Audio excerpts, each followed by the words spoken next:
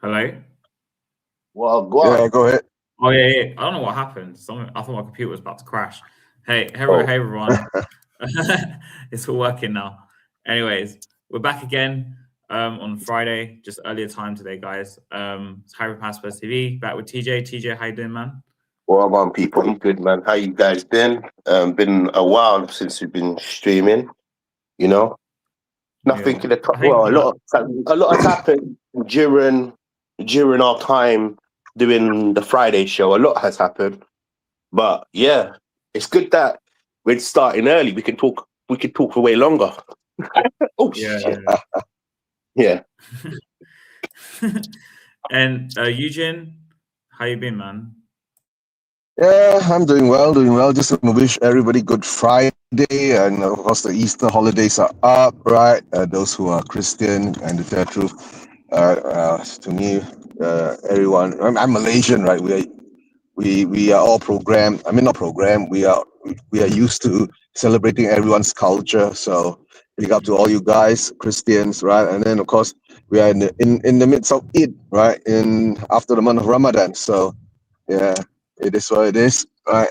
All peace around the world, happiness, right? And that's the most important thing. Look after Say kumbaya. yourselves, yeah, and kumbaya, hold your hands, right? And let's have a De Zerbi party. Kumbaya, mate. um, but actually, let's talk about it quickly. Yeah, TJ, because you were ill in it, you didn't see it. I walked past the parade. I say parade. I don't know what to call it. I took a Yeah. small video, yeah, and I walked Mm. off to the chicken, innit? Yeah. But Yeah. Yeah. tell me why we were having people going. Cool. I don't know what we were I'll be celebrating. so real. Yeah, I have a unique take on that topic, innit? So big up you, Yeah, has, innit? That's the yeah, first game I haven't gone to.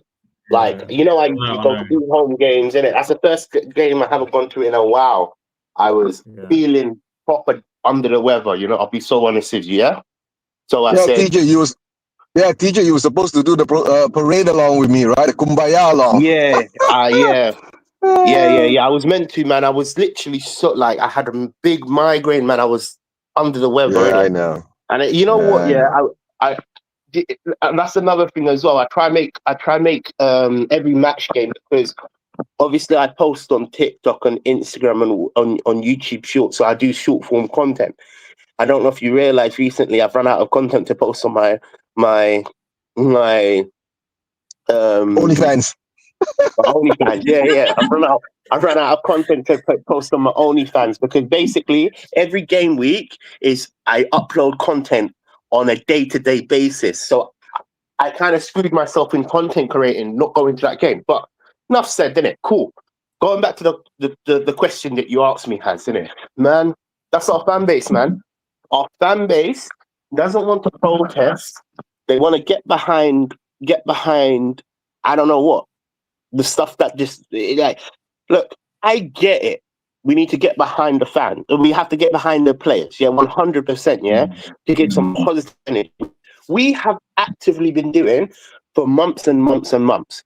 This is not just under Igor Tudor. It was under Frank. We as supporters, and maybe more or less you, because you pay for your season ticket. Yeah, You go to games every single home game. You actively have been supporting Tottenham. There's a lot more you can actually do, I right? can't do anything else, to be honest. Right. Yeah. So to have a mini parade before the game, because I saw the pictures. Remember, I live exactly in that vicinity, bro. I saw what was going on. That was a mini parade, which the turnout was amazing. The question I just asked is, look, hear me out when I say this. If we can bring everybody together for a parade, why can't we bring everybody together for a protest? That's my only problem. My problem is, look, on the grand scheme of things, you want to get behind the players, right? Which is a good a sign that we are all together. And I'm not necessarily saying it's wrong. I'm saying we're all together. Why don't we stand all together for the protest? Because the people that is the problem. It's not the players. Technically, It's not the managers. It's the owners. The owners have caused all of this mess. And as a Spurs fan, whether Van der Ven, Romero will be here next season or not, we are still going to be a fan of the club.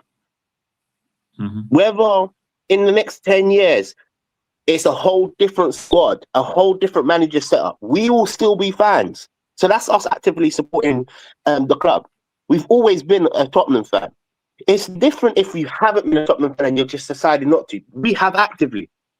My concern is that nobody wants to deal with the problem.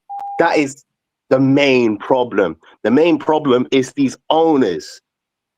Mm-hmm. But yeah, that's all I'm going to say. I took a little ramble on in it. Okay. Before I bring Joe, No, I just want to ask TJ, you. I mean, no, Harry, I did a show about it with you guys, remember? Yeah. Right, what did I say? I did a show, Kumbaya, right? What the hell was the Kumbaya for? And in the end, right, how did it turn up? You get what I'm saying? Right? But the only thing all I can say now is that, right, what they did, yes, was a miscalculation on a lot of sense and perspective and all that, right? But then it showed the true colors of what our fan base is, right? And of course, that will lead up to what's going to happen. It will lead up to the part of, how would you say,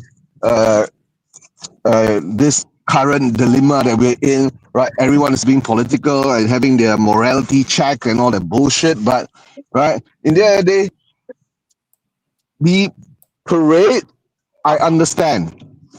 The walking out of the stadium, that is unacceptable. You get what I'm saying? You do all that hoo-ha, right, in front of the stadium, right? And to tell the truth, after that, what happens? When we go 2-0 down, everybody starts walking out. So and that's what I don't understand. Remember, about the whole situation. That's it. No, that's why I made a big fuss out about it. I made a show about it last week. Remember, Harry? Right? When I called out the home fans. Yeah, you were with me. I'm saying I'm calling out the home fans now. What the fuck? Is it 10 minutes in? Oh, no, yeah, sorry. WTF, right? Why? You know, I understand. I'm in Malaysia, right? But I do my best. I try my best to push content out, to show the Asians, right? What is it like, right? To being a Spurs fan, right? I get TJ, I get Has, I get Elijah, I get a guy, right? All you guys who went to the protest, the first one when we had 2,000 people, right? We did the parade along. TJ was there with me. He was chasing after the bus. Remember? That was the parade along for the. Okay, I can't swear yet, right? For the effing. Yeah, no, for the effing trophy. Hold on, one second, Yeah, 1 second, Eugene. I was chasing after the bus. No joke, I actually was. I walked from Edmonton. Yeah, he was chasing after the bus. Yeah. You need to understand my dedication. I walked all the way up from Edmonton, followed the bus up. Then I tried to intercept it. I went to Northumberland Park Road. Bro, listen, I was going all over the place. I'd done like nearly 20,000 miles on my feet, bro. Miles, no. 20,000 what you call it? Steps. Yeah, that's what I meant. Yeah, steps. Imagine 20,000 miles on your feet, bro. That'd be crazy, bro. Yeah, I was all over the place. Yeah, but the thing is that, so I do shows like that and all that, right? To try to bring the feeling of being a Spurs fan. The parade, you know, was something special to me. I'll always remember it. Even though I wasn't in London, right? But being online and having this type of technology nowadays gives me the opportunity to actually try to feel what is happening in that area. With TJ live, right? I could hear all the fans cheering, the shouting and all that, right? And of course, we were able to watch of course we had the screen, you know, watch the parade. It was showed on the Spurs YouTube channel and all that, right? Yeah. But then for this Nottingham Forest game, like what TJ was saying, I'm not like what Nottingham Forest, like what TJ was saying. What's the point, right? Like what I was saying, I did a show last week. What's the point? right? When we do 20, 15,000 people outside the stadium, right? But when we go down 2-0, half the stadium is empty. What's the point? Then the thing is that the only thing I can understand is that Spurs fans don't understand being a relegation battle kind of fans. They can't adapt to it, right? Once you go down, you lose heart and you walk out, right? So when that happens, right, what will that reflect onto the players? You can say not, and I'm talking now is Tudor time in the Nottingham Forest game, because I don't want to cross over to the De Zerbi part yet, right? Because he's a new appointment and all that. But if that happens with De Zerbi in the stadium too, right? How would De Zerbi feel? Yeah, but I'm not gonna go there yet, right? But all I'm saying now is that what happened for that period of time, bullshit. Can I swear now? Yes. You just went, yeah, fucking we're bullshit. 11 minutes in. 11 minutes in, so it's fine. Right? It's 11 minutes. Yeah. So all I can say now, right? Like I've been saying all this while, the fans have to be the 12th man now. We got 7 games to save our butts from being sucked down the championship, right? Or being pumped up, whatever. Right? So it is what it is, right? I'll put it over to Joseph now for his thoughts on what's happening, right? So because there are so many things to talk about, right? And I'm waiting for my car, waiting for my turn to get my car washed. Yeah, because I'm leading to Zerbi thing like after a bit about Tudor. But first of all, Joseph, how you doing, man? Yeah, no, I'm doing all right, thank you. Yeah, but, good to be back on the stream. It's been a long time. I come for a big one today, haven't I? To be honest with you, so a lot has happened since the last stream you did. A lot's happened actually. Like, have you even done a stream since the Atletico Madrid game? You did, didn't you? Right? I can't remember. Because you know what? No, we did. We did that in Atletico Madrid. We haven't done. I'll tell you what the topics we haven't done. Yeah. We haven't done Ego to door sacked. We haven't done that. Yeah, that's the next thing. That's the next thing. I'm just listening. Yeah, I'm just listening to topics. Yeah. We haven't spoke about the parade. That's what we're talking about right now. Oh yes, yeah. We haven't. Obviously, it's obvious we haven't spoke about De Zerbi. No. Yeah, so there's quite a few things to talk about, but yeah, carry on. I just wanted to list the topics so you know, like where we are in the Spurs verse. What about how the actual Nottingham Forest game went as well? To be honest with you, we haven't done that yet. We haven't done that yet. Yeah, you know, I don't really want to talk about the Forest game because we didn't touch on it though. We touched on it. But I was gonna say, sorry, before I carry on, like obviously it was reported. I don't know whether the people who organised it was CFT or they were involved in it, and then Change of Tottenham were involved in it, which is a bit contradictory, I thought. Also, the players apparently were not on the bus. I mean, I kind of thought that anyway, but I think a lot of fans went there in expectation to be like the parade, where the players would be on the bus. Hold on. You're saying the Spurs players wasn't on the bus? No, some bullshit. That's not what I heard. So what's the point? What's the point? That's what I'm trying to say. No. I'm so sorry, Joseph, man. Yeah. Can I be honest with you? I didn't even know that was a factor because I didn't go to the actual parade. So he wasn't there. I was there. I didn't stay at the parade. I just took a video. You probably don't remember. It was on my Instagram. I took a video of like the amount of people that were there to have like a record of it, sort of thing, to see how many people. And I went to Chick King, so I didn't stay for the actual parade. Like, but I had to walk through there because when you walk through the where the shuttle bus drops us over Green, right, and you have to walk through that little bit. Yeah. So you have to go through where the parade was. I had to go through it. I had no choice. And then walk around.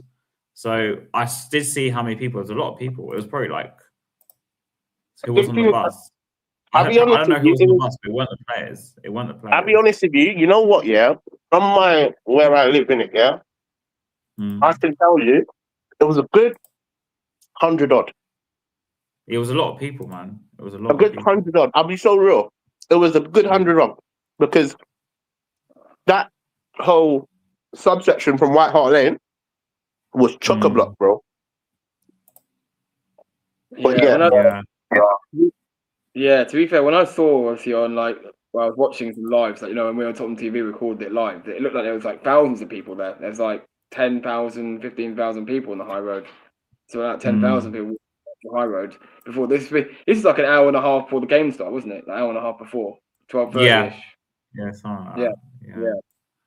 Bloody hell! But what did you think of the actual like? Because I haven't spoken to you about it anyway in person. Even though I saw you the other day. What do you think about like the actual doing the parade and like the fact CFT were involved to me was a bit strange because obviously they've been protesting against the club. You know what? In hindsight, obviously in hindsight we look like a laughing stock, don't we? Doing it to tell you, because obviously when you do it, you do all that before a game, leave early, like Lucian was saying, when we're 2-0 down. When that's when you should need the fans the most when the game's going on, and you know, it would look like maybe a laughing stock because, you know, we do it. It's like we're parading the streets. It's like we haven't won anything. It's not the lowest of the lows. Like this is like the lowest that we've been in terms of like me. Well, certainly me supporting Spurs. Probably you're the same, Harry, as well. I don't think I've seen us any worse than this. Like, this is the worst I've seen us. The worst position I've seen. You know. It is same with me, Joseph. Even though I've been going a bit longer, it's the same as me. Even under Harry Redknapp. So, you know, when he took over, do you remember when when we had 8 games in, and almost had 2 points from 8 games? It was only 8 games. It wasn't like anywhere near as bad as this. This is like 7 games to go, and we're 17, and we're only just 1 point above the relegation zone. I've never seen it so bad. But can you guys hear me? I understand what the fans were doing in terms of they were trying to obviously G up the team. How's the sound? Can you guys hear me? Yeah, we can hear you, my bro. We can hear you. I was just trying to. I was just trying to. I think what fans are trying to do, they're trying to G up the team, obviously, to try and hopefully get some sort of reaction on the pitch, which we haven't really seen. There's not been enough unity in teams. I mean, the problem with our fan base at the moment is everyone. The only unifying thing we do between us is we all want us to stay in the division. Pretty much, that's what everyone wants to do. That's the only real unifying thing between the fans. I think no one knows, and obviously, no one knows. Everyone has different ideas. Blame who's this, who's that, what we need to do next, who the next manager should be. It's such a divide in the fan base at the moment. I've never seen the divide so much. Everyone's, you know what I mean. You know, you talk to, no one knows what the solution is. See what I mean? This is the issue I've got. No one knows what the best solution is. Do you mean? You know, so obviously, our fan base has always been divided, no matter what.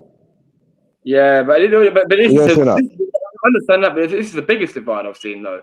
This is like the biggest. If you talk to any Spurs fan, they will have different opinions to you. Like normally in the past, you normally have at least a few that would agree with you. But the thing is, now we're like, you talk to anyone, everyone has different ideas of what you think is best. Do you mean? You know what I mean? No one knows what the best thing is and how we can get out of this mess. You know what? Can I just wait? Oh, sorry. You want to go? I was just gonna say I wanted to just add to his argument.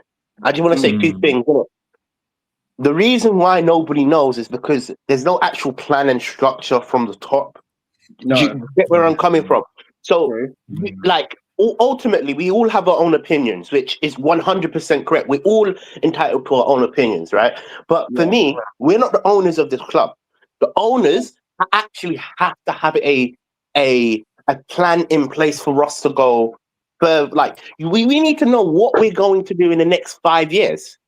Do you understand where I'm coming from? Where do we want to be? Because look, I can tell you this, innit? Yeah, I can tell you if you ask Arsenal, what is their 5-year plan? You already saw their 5-year plan, and their 5-year plan is to what? Win the title. Every single year they're trying to build on that same aspect. There's a plan. Whether they're successful or not, that's up to them in self, right? However, at least they have a plan. As an Arsenal fan, you can see the direction your club is going. When you look at Man City, when you look at Liverpool, okay, right now they're in termite, right?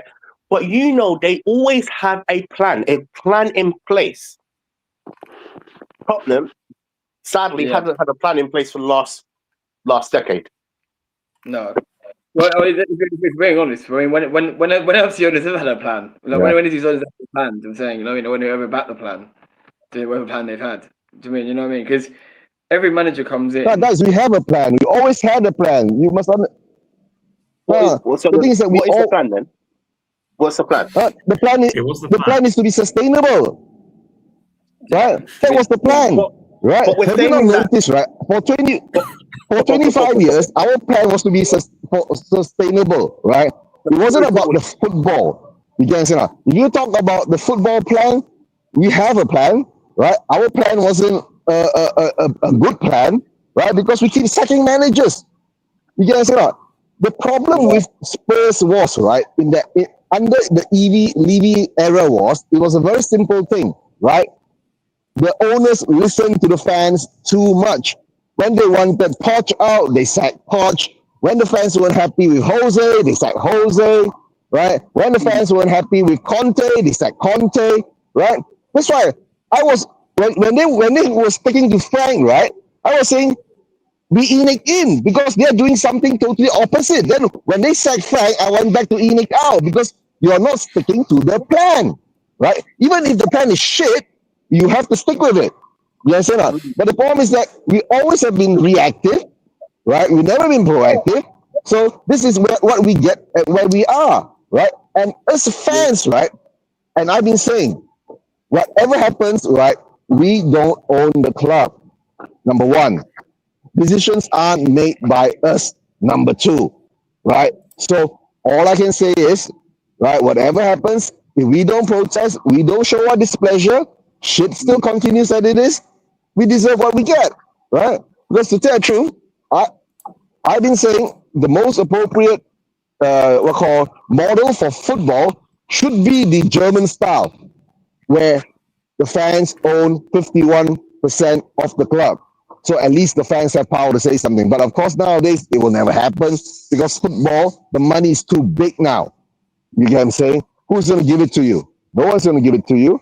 That's what I'm saying, right? But when you talk about seeing what has happened, what is going to happen, and what's already happened, we can't do jack shit about it because it's already happened. We are in this scenario now because we have been, pussios for so long, right? Winning our first trophy in 17 years, we sacked the manager that wins the trophy, right? I never wanted him sacked, right? Because he built a winning mentality and you take away that. And when Frank came in, he had a loser mentality, a defeatist mentality, which emanated throughout the squad. You can see now, every time we go down, a bad decision against us, our heads go down and we collapse. Simple as that. So what can we do? Now all I can say is that, right, being a Spurs fan, it doesn't matter what happens. That's why a lot of people doing shows now are talking about the future, the this, the that. Bro, we haven't even gotten out this relegation battle yet, right? Hope De Zerbi wins one game, right? And that will bring back the confidence to the fans, right? To the players, right? And of course, to the owners, right? That they've done to the board and the owners and all that, they've done something right. But at the moment, right, if we continue in this slump, guys, right, buckle up for the championship. That's all I gotta say. Right, buckle up for the championship. But we are always jumping the gun. We do not look we always jump the gun, right? It's like we premature ejaculate all the time. You get what I'm saying? Right? Being Spurs fan, the only one time that we don't do that and we get an actual result, we don't even appreciate it. We diminish it. We make fun of it, right? And we don't respect it. You get what I'm saying? Right? That's why I said karma is a bitch. I've been saying karma is going to be a bitch to us from the time we sacked Ange from the first game, right? And from the Frank collapse, right? I said, this is what we deserve. You get what I'm saying? This is what we deserve. We hound out managers. We hound out what? To tell the truth, when Romero came out and called out the owners and the board 2 times, he was never disciplined. What kind of club are we? Right? No. We are being run by the players, right? And to tell the truth, right? I'm a Spurs fan. I'm not a Romero fan. I'm not a VDV fan. I'm not a Kane fan, right? In their day, I love Spurs. You get what I'm saying? And if fans don't understand that, right? That's why you see, when Sonny left that stadium, right? What happened? 99% of the Korean fans disappeared, bro. They all flew to LA. Right? Yeah. So it is what it is, right? But I'm still a Spurs fan, and I'm in Malaysia, and I still support Spurs. Simple as that. But yeah, so do you know what? We're going back to the fan thing, right? To be fair to the fans on that day, though, on that day of the Nottingham Forest game, I know they left early, but before the game, the fans did everything they could to give the players a real sort of like lift, and the players a real sort of confidence. And to be fair, for the first 40 minutes of that game, obviously, I'm not saying we're going to say we're brilliant, but I'm going to say we're in control of the game. You know, we were looking a better team, we're playing well, we're playing okay, and then after that, then we're looking a more dangerous, yeah, and then. So, but I'll tell you where it all started from, and I know you're jumping on a little bit here, but it all started from Tudor's 11 he picked, from the starting 11 he picked in the game, when he didn't build on what was good about the Atletico Madrid game and the Liverpool game. When Xavi Simons played his best game in a Spurs shirt, and then the guy literally, what's the reward? He gets benched the next game. I mean, and then you know that Forest midfield has a very, very physical midfield, and Anderson, Sangare, and Morgan Gibbs White. And what do? Leave our best number 6 on the bench, Paulinho. Our most physical player, who was back, by the way. He was back, so you can't say that he was on the bench. It wasn't like he was like not injured or he's injured or anything. Instead, he tried to go for athletic of Sarr and Gray. And Gray was been brilliant, so I understand Gray in the team. But why is Sarr still playing? Why have we not got midfield where Paulinho should be playing in midfield, trying to go up against the Gibbs White? You know Gibbs White's the best player on their team. I don't think it was a problem also because he played a 2-man midfield as well. On top of that, because against 3-man midfield, against like Gibbs White and Anderson. To me, it was their team way better than our two. No offense to Gray and Sarr, but Gibbs White is definitely Anderson are definitely better above them in caliber. Anderson's top player. He's going to go to City in the summer, I keep reading anyway. So for like 100 million. But no, but it's just like, I mean, and it's just like, so it all started. So the fans did their bit before the game, but then for me, where it all started going was when I was watching the game in the pub, right? And I was saying, the first thing I mentioned was when I saw starting 11. Me and another guy talking. I'm thinking, why the hell is Simons on that bench? I couldn't believe I was gobsmacked.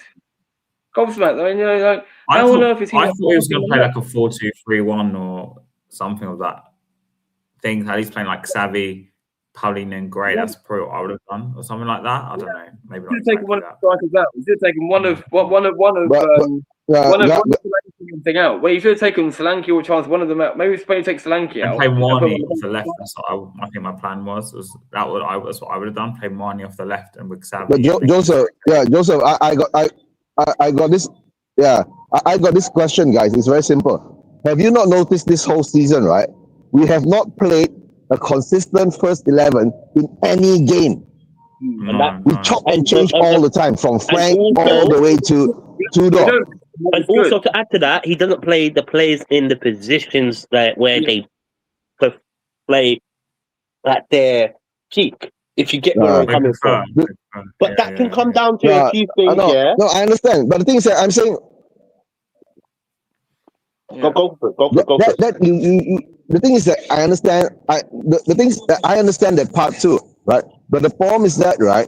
Even if you play the players out of position, you play them consistently. You have a good game, you play them consistently, right? From the Liverpool game, we chop. We did put up a good performance against Liverpool, but Liverpool was shit, right? You have to admit that too, right? We chop, we change. Then we go to A Madrid, we change, right? Yeah, A Madrid was a dead rubber, right? We beat A Madrid, hoo-ha. What for? Like I was saying earlier, right? A Madrid was a very simple thing. It was a contained and controlled scenario, right? Where if we go 2-0 up, they come back 2-1. We go, then they pack us back, right? Then we score one more, right? So it goes back and forth. Everything is under control. You understand, for the A Madrid game. Then, of course, when we go to the Nottingham Forest game, we chops and change again. So there's no consistency there, right? So the players are confused. Yes, number one, they're being played out of position. Number two, I play today, I don't play the next. I play the first game, I don't play the second game. I play the third game, I don't play the fourth game. So this has been going on. How do you say it? Throughout the whole season. I've been seeing this in every game that we have in this season. We have not played the same 11, if I'm not mistaken, the same 11, right, for at least 2-3 games. You get what I'm saying? So how do you expect them to understand each other? And of course, you have to bring in the injuries and all that. But in the end of the day, that's what the manager is there for, right? He's supposed to solve all these problems. It's not my fault. I'm a fan, right? I just watch the games and I comment. Jump in because That's all. I haven't said too much about Tudor. The question we need to ask ourselves as a fan base, not just a fan base, the owners have to ask themselves, why would you appoint someone like Tudor? They were desperate. Yeah. Like ultimately, that wasn't who I wanted. I already told you who I wanted. I wanted someone that knew Guys, no. Have you noticed? Huh? Go for it. No, guys, have you not seen it, right? We've been lied to for 25 years and we are still being lied to, right?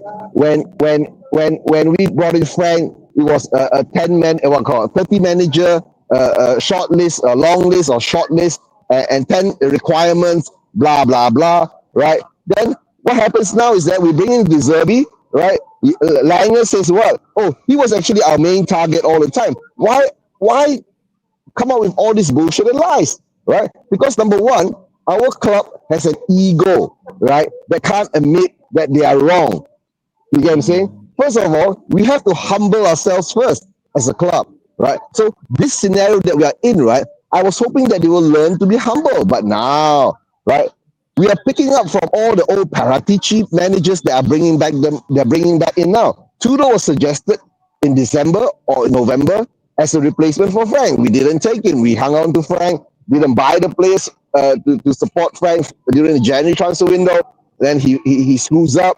Then we bring in Tudor in how we call in February, right? And to tell the truth, I don't blame Tudor that much, right? Because all I've seen is, right. I mean, of course, sorry to say, RIP to his to the things that has happened to his family and all that, right? But the thing is that Tudor shouldn't have taken the job. You get what I'm saying? Tudor was, I think, in the same scenario like when Ange took the Nottingham Forest job. Yeah, I blame Tudor, but I also blame these owners because these owners don't have no common sense when it comes down to appointing, and they don't have no backbone. Vinay, Land, and let me land because I haven't actually said my part on Tudor yet. So let me land. I blame our owners because they don't have no backbone. Yeah, when you're appointing a manager in a relegation fight, you look at two aspects. These aspects are: one, what is the teams around us like? Two, do we have better quality than the other teams? Now, in my opinion, and in fact, there's a third aspect. Do you actually understand how the Premier League works? That's another aspect to this actual topic, yeah? For me, the reason why I wanted a manager like a Sean Dyche, I'll tell you why. I was screaming Sean Dyche from before Frank got sacked. Harry, you were on the show, you know? I was screaming, we need Sean Dyche way before because we are looking like a team that is facing relegation. And for me, a team that's facing relegation, if we can take losses and turn them into draws, that's a relegation fighting mentality. The fact of the matter is, Igor Tudor came in with, and the only thing that he had on his CV is he has been at many clubs and he's started great. But there's no proof of anything going from past that. So we appointed someone, and look, I fell into the trap. I said maybe this is what we need because can I be honest with you? I didn't want Igor Tudor, but when I done my research, I was like, maybe this is something that we Tottenham. I'm all fair. Listen, I'm 100. You know, when it comes down to these states, I'm 100. I said maybe Igor Tudor is something maybe that. Because we wasn't going to go for Sean Dyche now, yeah? So I was like, maybe he wins. He starts winning quite often, you know? He has a mentality of winning, you know? In terms of keeping teams up. Man, he has no clue about how the Premier League works. Our midfield, in most of the game, got ran through like Bronny Boo. Yeah. I swear down. Yeah. You know what? In several occasions, different matches, several occasions, you saw my man Switch up, change positions, and make sure, like, even the players were confused about what he was trying to do. That shows... TJ, no, TJ, it's a very simple thing, right? When Tudor came in, I was willing to give him 3 games, right? But after the Crystal Palace game, right, it was so clear that the players weren't playing for him. You get what I'm saying? It was so clear. You get what I'm saying? So when the players aren't playing for a manager, right, that means and they come to the owners. TJ, we know the owners, right, from Levy to Enoch until now, right? They've never made a correct decision on football. How many times? For 25 years, we've been saying this. It's the same shit over and over again. We know it. And the main problem is that when you run a multi-billion business, right, and you chop the head, right, and you know that head, right, has got every finger in everybody's butthole controlling everything. And if you take it out, right, it all goes into disarray. Like I was saying earlier before again, right? Apart from the football being a mess, right? The operations of the club has been in a mess. Then now they're looking into the finance of the club. It's a mess too. Because we've been in the red for the past 5 years. And a lot of people say, oh, it doesn't matter, blah, blah, blah. And I say, no. If you're running a business, right? Yeah, being in the red is one thing is, being a business, right? A lot of businesses will not declare profits because they don't want to pay taxes, right? But now there are more stories coming out, right? They are being paid director fees, right? And there's one director who has been paid at least £5.6 million last season, right? And we all know who that director is, right? Yeah. That got sacked, right? Imagine if they don't take dividends, it's one thing. But they take director fees. You get what I'm saying? So that is one part that's been covered up.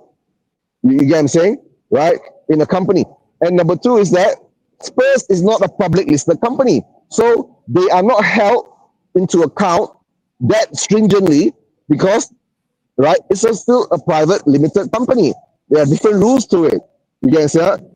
And the thing is that Levy always bullshit us by saying, oh, we are like a public listed company because we have about 20 or 30,000 shareholders, right, who are the minority, right, and they're becoming diluted more and more each time, right. Every time Enoch pumps in 100 million, 150 million, 200 million into it, right, that's what you call being diluted.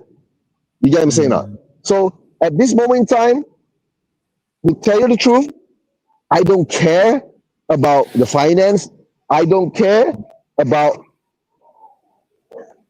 I don't care about the finance. I don't care about what's happening left, right, and center, how they're running club.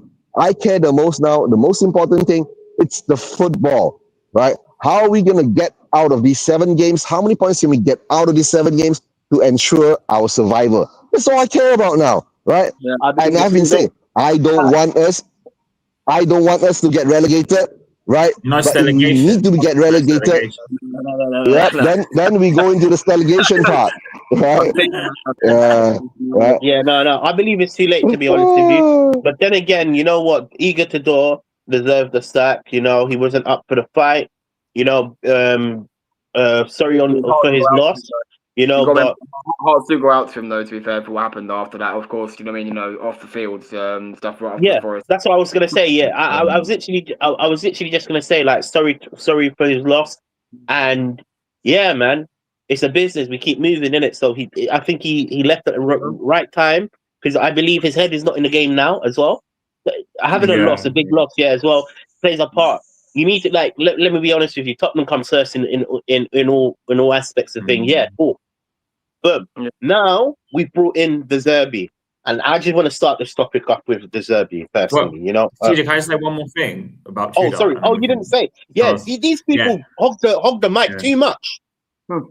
Yeah, go for it. so like for me, I think he came into Tottenham. Remember, he said he was so confident he was going to keep us up, right? I mean, all those, was it 2 months ago now that he said? Yeah. He came in thinking from the outside that the situation was a lot less worse than he thought, and I just think he had that first game or 2 games, and he realised afterwards, crap, like it's after the Fulham game. After the Fulham game, he realised how bad it was. He realised how bad it was, and then I think he just couldn't fix it, I guess. But Joseph, what did you think? Like, do you think? Yeah. So do you know what would you take him to? Just like what was it? 5 games he had with us? Is it 5 games? 5 league games and 2 cup games. Yeah, and Champions. Well, let's not talk about the first game because that was probably the worst 20 minutes since Newcastle when we lost 6-1. Yeah. That's the worst 20 minutes, I think. Yeah. But anyway, I'll say in terms of I know the teacher was saying if you looked when he looked at all the clubs he's been at, if you looked at he's obviously like normally he's had fast starts at them all, but if you really look at it, because being a guy that watches Serie A often week in week out, I do, right? Yeah, and haven't seen it for years. I would say the thing about Tudor is if people actually did their homework on it, is that he's not really been in many relegation battles. He's not saved many teams from relegation. He's normally been true. It is true. He's been a manager that's often lifted a team that's just out of Europe to get into Europe. Like, for example, Juventus and with those clubs. So when with Juventus, right? Let's take Juventus' job as his last job back before Spurs, right? When he first came into Juventus, it was in April, right? They sacked Thiago Motta. They brought him in for the last 2 months, yeah? And I think they were just outside the Champions League place at the time. And what he did was he secured top 4 with them. He got them Champions League. Yeah. And obviously did really well there with Juve those 2 months. But then you look at how it started next season. So obviously Spurs will probably looked at it and thought, because we not comparing us to Juventus because we're nowhere near as historically as good as them, but we are obviously in a big club in our own league. Club, they probably thought, oh right, okay, this is going to be a job that if he can do that with Juventus and there's Serie A, there's no reason why he can't lift Spurs because we've got good players in our own right, we should be doing much better than we are. And then because when you think about it, when he first came in, I don't know how many points were we above the relegation zone when he first came in. Actually, I think we weren't that close to it. Were we? No, we were 16, and I think we were 16th place, and I think we were like 3 or 4 points away from relegation. Yeah, we're probably like 6-7 points clear relegation. I think he was about 3 points off the relegation zone or something like that, 3 or 4 points. He joined on Valentine's Day, I think. He joined after the Newcastle defeat, remember? The Newcastle 2-1, that was Frank's last game. Yeah. But he joined on Valentine's Day, man. And we had 29 points at the time. My point is that we're 3 or 4 points away from West Ham, right? Yeah. And we've been losing. Yeah. Yeah, usually my point was though, is that I don't know if it's just I think we were 3 or 4 points. Not we weren't about 6 points away. Yeah. Exactly. So I mean, so we weren't that. You see what I mean? We were still close. We weren't that close. So obviously they probably brought him in thinking, maybe he can get us up into mid-table comfortably, that kind of thing. That's what the ball probably thought. This guy, he can come in and do that. And then because he's got a lot of with Juventus, because he came there when he joined Juventus, they were just outside the top 4, and he got into the top 4. That's basically what he did, and he was still confident in them.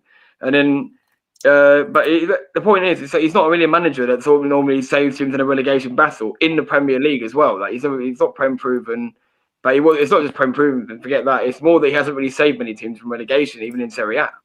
He's been a team that joins a big team in Europe, so.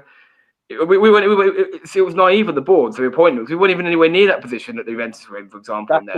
That's why I was saying at the time, why not go for a manager that understands the Premier League, understands what relegation battles mean, and we had to be honest with you, we could have brought in Sean Dyche.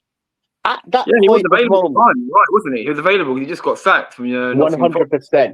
And I know by definite. Obviously, now Sean Dyche turned us down, as you know, why we got the next manager. Well, I would say a better valid manager for our future. But in terms of just like for Sean Dyche, then I thought that was a perfect appointment. Whether we go down or we stay up, appointing Sean Dyche, it would have been better than appointing Igor Tudor. Yeah, exactly. Like, even appointing someone like a show or something at that point would have been fine, would have been okay, because that would have been, you probably would have been all right. Because remember, this is what happened when, at least it's someone that knows the club and sort of is like, what the club stands for, and would have probably got us through in 3 months. It would have been fine. It's basically like what he did. Big up, Scotty. December in 2013 when ABB got sacked. He just came in knowing that 6 months rest of the season, you know, he'll just see it through, comfortable job, came sixth. That thing, you know what I mean? You know, like I think he would have probably got us around 14th, 13th end of the season. You would have got it if he came in then. I think we'd have been okay. Now it's like a bit dicey. We're not so sure now because obviously we'll get on to him in a moment on the next part of the show. But the point is, you know, like I wonder whether we can't afford his style to take time to implement. He just needs to come in. Can I start that topic with De Zerbi? Yeah. I really want to have my say on that. Before we start, I just want to ask everyone, how many points do you think we need to survive? For Joseph, how many points? Because don't ask that question right now. Don't ask that question right now. Wait, no, you should ask it after the De Zerbi. Because then at least then we have our opinion in if De Zerbi is going to be a good fit or not. And then you say this question. Because Scott also said that he prefers Dyche to De Zerbi as well, because I've got that saved. Yeah, you know what I'm saying? So ask that question. We answer that question after the De Zerbi, in my opinion. That question is more related after De Zerbi, isn't it? Yeah? Yeah. Cool. But just to finish on Tudor, though, just to say, you know, I mean, ultimately, it never worked out. It wasn't going to be, he wasn't the guy, he was anywhere near the guy for us. I don't think bringing a disciplinarian like that was also the right choice because, you know, if they really did their homework, you know, players needed to, like, unfortunately, these players are brittle, man. Like Spurs, and I do blame them a lot, by the way. Let's be clear here. The players aren't playing to their potential either. But the thing is they sit like you guys were saying earlier. Is any little thing goes against us in the game, and we are literally the confidence is gone on the floor. We can't bounce back. So we need someone that's going to be able to just instill some confidence into them and tell them how good they are, rather than someone's going to say, "Oh, you're crap at this, rubbish at this." I mean, you know what I mean? You know, and then things like that. That was no good to bring him in. But just and then it's a final point before I finish as well. Is that with Tudor though, did you know? Isn't there an argument to be said that when you think the two games we actually did supposedly well in with Liverpool, Atletico Madrid, when you think about it, he didn't have to make many decisions because the people that were out that game, Romero was out the Liverpool game, Van der Ven was out the Liverpool game. Who else was that? There was those people out there, wasn't there? What's his name? There was quite a few out of the game. Romero was out with a head injury. Van der Ven was suspended. Paulinho was suspended. That's got a head injury. Sorry, he was out. So isn't there an argument to say that he did, when he had to actually make decisions, actually had players available? So it wasn't to do with the injuries then, because the thing is, he actually played best in the games we had the most injuries. Yeah, but then you can use the argument. You can use the argument that against the Atletico Madrid games, they already knew they were ahead. So technically, they were defending, like Eugene said. Yeah, they didn't need to win that game. To be honest with you, they knew they were through, right? Yeah. Liverpool game, for example, I can't remember. Listen, that was so far long ago, man. I'll be so honest with you. It's a very easy team to pick. Any of us could have picked it. That's the thing. Yeah. There was no decisions to be made. The Liverpool game, of course, it's easy to pick, right? The Liverpool game, right? We only had 13 fit first team players. Who else is going to play, right? You got no choice, right? Make decisions. And I'll tell you now, from playing my 11-a-side team and like running a team like how it is now, because I've actually been helping to run a team while my captain's been out. And I can tell you now, I enjoy picking an 11-side team when it's got 11 players available rather than, say, 15 players available. It's a lot harder to pick when you've actually got 15 players because, for example, like you have to disappoint 4 people by natural, don't you? To say, you can't start and then, you can't play this many minutes. You can only come on this time. Whereas if you actually had 11 players, you have to make decisions. It's a lot easier to pick. In arguments, I'm saying, as a team, itself. So you could say, you play here, you play there. We know what the team's going to be. Do you mean? I feel like the thing is that when he had to make decisions against Forest, when he had his players back, he had Solanke back, Richarlison back, everyone back. I mean, he had Gallagher's back as well. Paulinho was back. And Cherry Simmons was there. He made the wrong decisions. Believe it or not, he made the wrong decisions because he wasn't able to make the big decisions, and he wasn't able to call them correctly. That's the thing. All right. Okay. Cool. Are we going to start with De Zerbi? Yeah. Yeah. That was it, though. So he wasn't good enough. That's it. Simple cool. as that. All right. So, Roberto De Zerbi to Tottenham, yeah. Is it a good idea or is it a disaster waiting to happen? Because for me, this is how I see it, really and truly. Yeah. Because on one hand, this manager is a manager with a very clear identity. Yeah, he plays modern day football. And I actually done massive research on this De Zerbi topic, and there is a good serious hype about him. The way he likes to play out the back, the way he likes to do intricate passing. There's so much. Like we saw it at Brighton, we saw it at Marseille. Even he did implement. He's a very good manager. Most of the teams that press right now adapted it from De Zerbi. Factually, if you actually look at how football has changed, De Zerbi was one of the main factors of why football has changed in this dynamic way, right?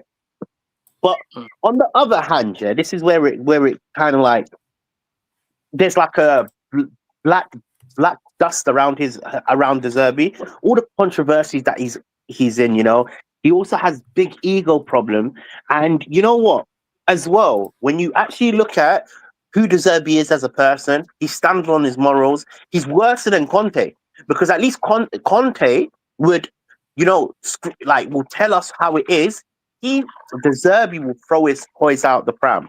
If you know what De Zerbi's like as a characteristic, he will say, "Yeah, yo, you're not backing me.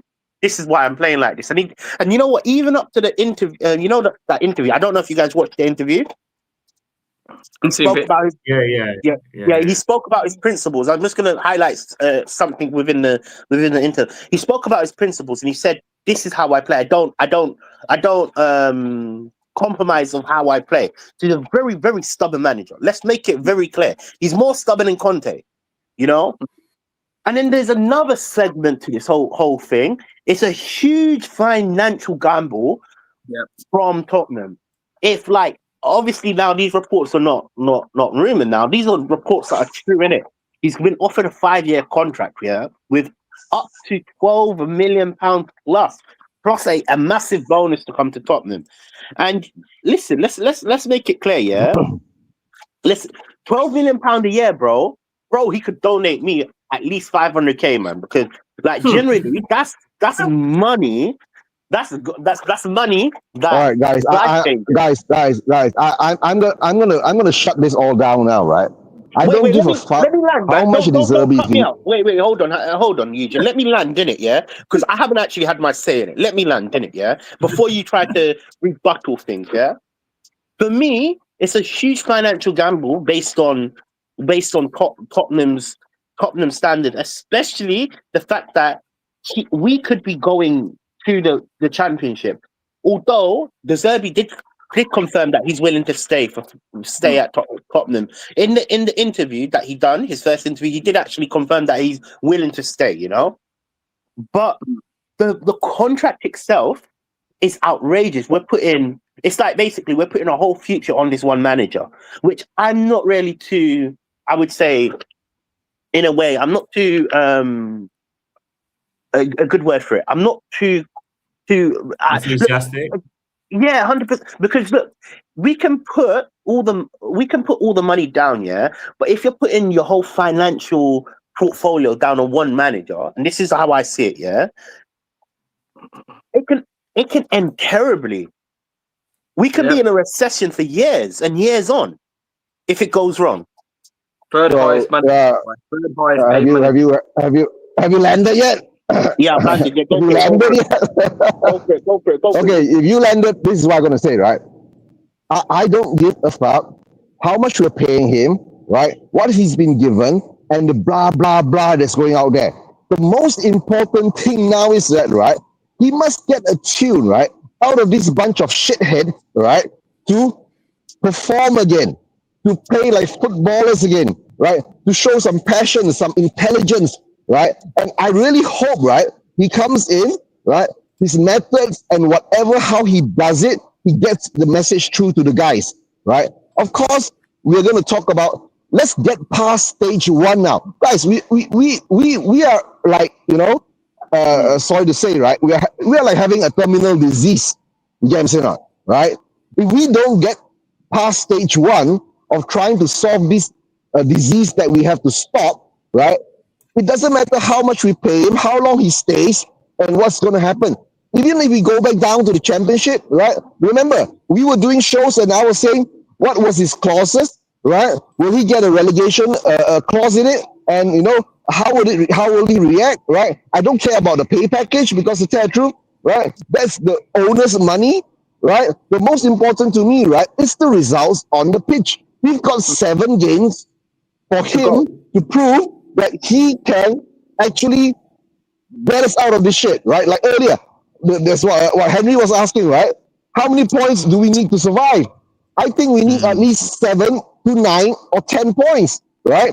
And it also has to depend on what West Ham does and what Leeds does and what Nottingham Forest does, right?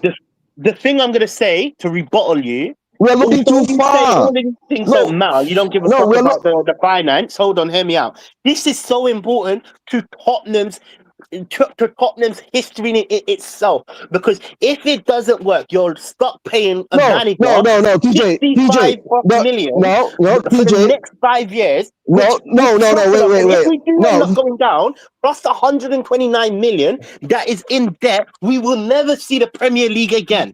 This is a factor in all of this. The finances are important as well. The thing is, TJ, that's why we have been in a finance. TJ, that's why you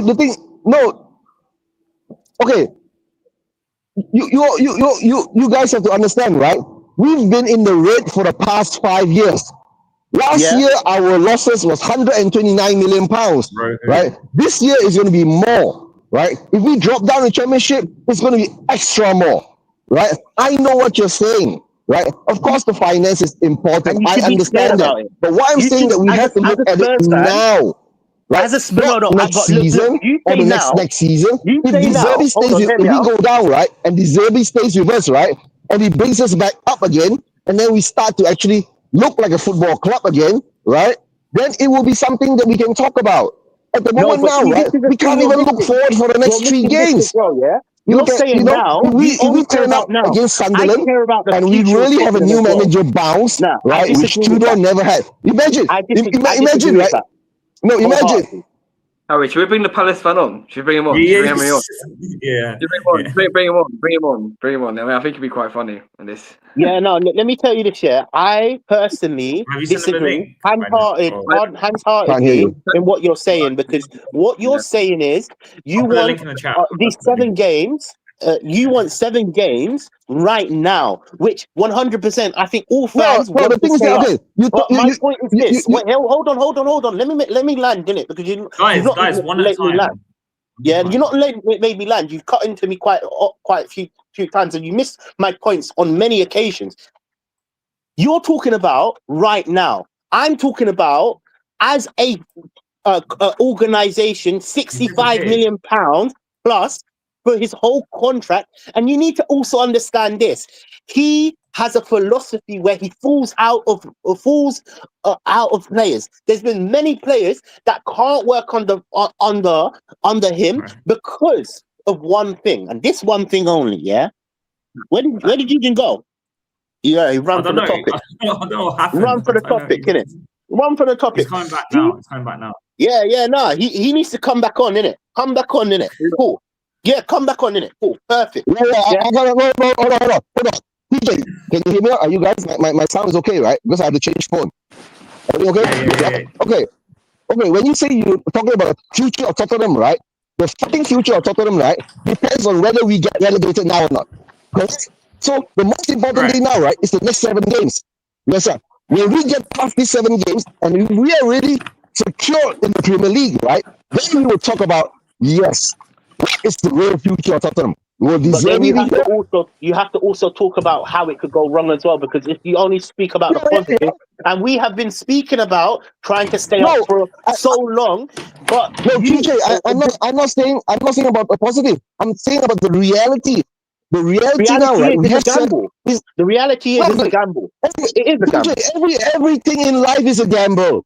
But this is a deep gamble. This is £12 million plus, and plus the massive bonus, £65 million plus all of the fight. Listen, we could be in a okay. Hold on. Very long time. Hold on. We've been paying off managers for like shit ever, right? It doesn't matter. We've been in this conundrum for like shit ever. We won our last trophy in the past 17 years. We've been in this shit forever and ever, right? It's always to talk about the owners, right? But let's put all that aside. Let's talk about football now. You understand what I'm saying, PJ? That's why I'm more about football. But in reality, no. But in reality, even he has said, I'm going based on facts. I'm not going based on opinion. I'm going based on facts. In reality, he said in his interview, his style is not going to be able to be implemented right now. Yeah, so you paying £12 million right now for something that, footballing reasons, you're not going to get what you see and De Zerbi's style takes long to accomplish. In Brighton, I understand that, TJ. But what I'm saying now, that's what I'm saying now. We as fans now, right, are arguing among ourselves for things that are too far away. We should be focusing on the next 7 games. We have to as Tottenham fans. No, wait. This is the reason why we have to argue about things in the future, because this choice can hurt us in the long run. No matter what this choice. Okay, if he's successful, right, this choice won't hurt us. So it's an if and but again. You can say, why are we arguing about things in the future that we can't predict, we can't control, we can't be, how would you say that, right? We are out of it. But fans, of course, we have to argue, right? We have to make content, right? If we don't argue, there's no content. Right? But no, I'm basing it off of reality. Reality has. No, TJ, I understand your point, right? But you also have to understand what I'm talking about. What I'm talking about, right? I'm not looking 6 months down the line or 1 year down the line. I'm looking now at the next 3 months coming up that we have to face. Actually, 2 months, right? If I'm not mistaken, we're really in April. Shit. Yeah. Sorry, in March. We got Eugene, 2 months. Hold on. If we were looking about now, why didn't we do what I said before we signed Igor Tudor and brought in Sean Dykes? That is a now and never. Because we don't fucking own the club. We don't run it. Right?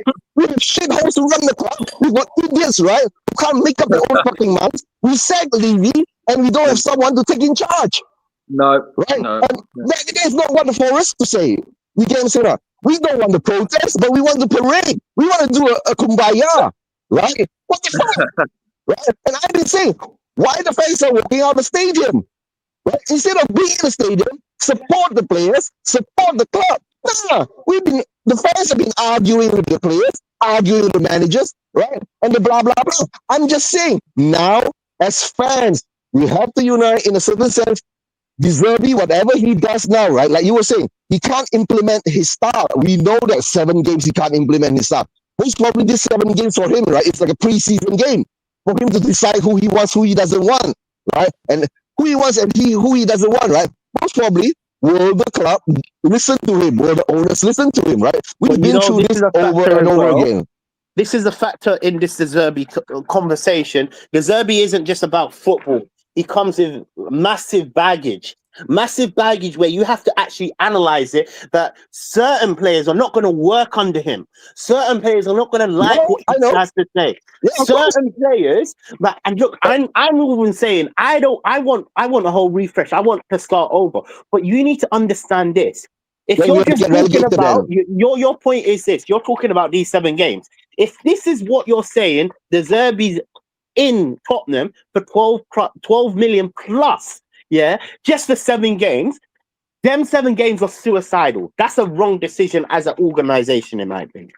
However, but the thing is that we don't make this actual thing. There are positives. In my opinion, he does develop players. We saw it under Cancelo, McAllister, Makoma. These players have improved massively he's made average players turn into superstars. So he does develop players pretty well. It's just, this is my point. My point is this. It's a huge gamble. It's really risky for Tottenham to to appoint a manager with such a baggage behind him. You're talking about the Greenwood situation. There's so many other situations. You're talking about him falling out with a board. Hold on, hear me out. You're talking about he's falling out with a board like Brighton. And if Brighton's model, we look at Brighton's model and we're like, yeah, they're managed pretty well. If he falls out with Brighton, how do you think he's gonna deal with Tottenham? These factors play into why the manager is a big gamble. He is. I understand, TJ. TJ, of course, it's a big gamble, right? We've got 7 games left. We like what Simon Jordan said, right? We bend over to get De Zerbi. You get what I'm saying? Of course, it's a big gamble, right? If you don't make big gambles, you won't get big wins. Simple as that. Right, that's why I say I don't want to look at his salary. I don't want to look at his money, what he's getting paid. Right, if we survive a relegation, right, most probably he'll get a relegation bonus. Right, that's kudos to him. Right, if we survive relegation, right. But what I'm saying now is that as fans, our focus are so skewed. You can say now, our focus now we should be actually focusing right on how, like you're saying, how is De Zerbi, right, gonna get a tune out of these shitheads. You know, because these shitheads, right? Ever since Ange got sacked, right? Frank didn't get a tune out of them, right? Trudeau surely didn't get a tune out of them, right? So who is going to get a tune out of them? That's why I've been saying bring Ange back, right? Because Ange was the only one, know what? right? Sorry, but I'm now gonna got let the other panelists come on. But you were saying, you were actually saying this as well, yeah? You were saying that, but if Igor Tudor doesn't work, how the hell do you think De Zerbi will get a tune out of these players if the players don't buy into his process? They've not been buying into many managers' process for a very long time. Yeah, that's why we don't know. PJ, we don't know. What we can use, we don't know. I'm not. No, PJ, hold on. I'm not De Zerbi. You know me, right? Ever since we got our Tottenham back, I don't care about the managers anymore. I'm not De Zerbi in or De Zerbi out. I'm De Zerbi don't care too. I mean, Tudor don't care. I mean, Frank don't care. I mean, Ange don't care. The only thing I care about Ange is that he won us the trophy, right? That's why I cared, right? But now for De Zerbi is for him to prove, and I'll give him 3 games. In those 3 games, right? If I see the players, right, not putting their heart in and like dissing the manager again, right? Then I said we're fucked. We're gonna be dropped. We're gonna drop, right? Because he hasn't got a tune out of his players, right? Because when after the Crystal Palace game, right, I was saying sack Tudor, right? Because he ain't getting a tune out of the players. You get what I'm saying? Some of us even earlier, right? Even Stell was saying after the Arsenal game, sack him. He isn't getting a tune out of them, right? So now the most important thing is that De Zerbi gets a tune out of these players. That's all, right? But let the other panelists talk, TJ. We've been hogging the mic for too long. Wow. Welcome, Henry. Welcome, mate. Hi, yeah. Sorry, guys. About welcome. Yeah, but just to let you know, me and TJ, we got a lot of love for each other. Just before we get in, sorry. I'm sorry. What is TJ and Eugene? It's like those two show. I tune into that on TalkSport, no doubt. Yeah, there you go. But just a quick one. Sorry to cut you. I was just going to say, I mentioned earlier to Harry that our fans probably the most divisive fan base in football, right? Yeah. I think sums it up. It sums up because no one knows what's right and what's wrong. No one knows it. Everyone's saying what they think, but no one knows what's right. I have an opinion. People just shouting each other. Henry's opinion. Henry's neutral in this situation. He's not in a Spurs fan, so no. But let's give Henry my thoughts on the situation. If you want to hear it, go on. Well, so what do you think, Henry? I definitely side with TJ. To be honest with you, I can see the sense in what he's saying. I think. Forgive me. I don't know his name, but I mean Eugene. Eugene, yeah. Eugene. Eugene, not Eugene. I understand what Eugene is saying in terms of you don't know. I mean, no one technically knows how players are going to react to a manager, but all you can go off from a fan's point of view is how they've responded previously to the other managers, right? And if you look at it logistically, how did they react to Tudor? Very badly. How did they react to Frank? Very badly. And what do those managers have in common? They're both very stubborn, and they're both got very tough styles of management. And you can imagine they're probably really tough in the changing rooms, right? So how do you think a hothead like De Zerbi is going to get a tune out of those players? And you need that instant pickup straight away. You know, we don't have any time to play with here. This is 7 games, do or die. You need to get the points on the board to ensure Premier League football, right? And I do not, for the life of me, understand what their strategy is, because there's so many other managers that you could have got that are so much better suited to this role than De Zerbi. Like, forget the you know, the ethical qualms that come with De Zerbi. Just put that to one side. What about the footballing reasons? What about, you know, I can list them. You know, I can list the managers that they could have hired easily. Sean Dyche, Tim Sherwood, Harry Redknapp, like even Roy Hodgson, for God's sake. I know he's old as a dinosaur, but at least he knows how to get a result in the Premier League. Sam Allardyce. Many managers. Exactly. Many managers. Thank you. I agree with you, my friend. You're speaking. No, I understand. No, the point is that, right? I understand why the owners took De Zerbi.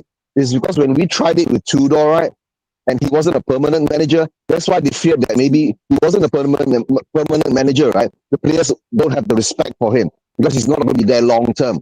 You get what I'm saying? That's why that's the fear they brought in De Zerbi as a long-term manager. Gave him a 5-year contract to show the players, right, that he's going to be here for the long term. Right, because if we have brought in a Sean Dyche, right, if they're going to be here for a short term, they should be thinking short term, 7 games, keep them up. That's all they should be thinking.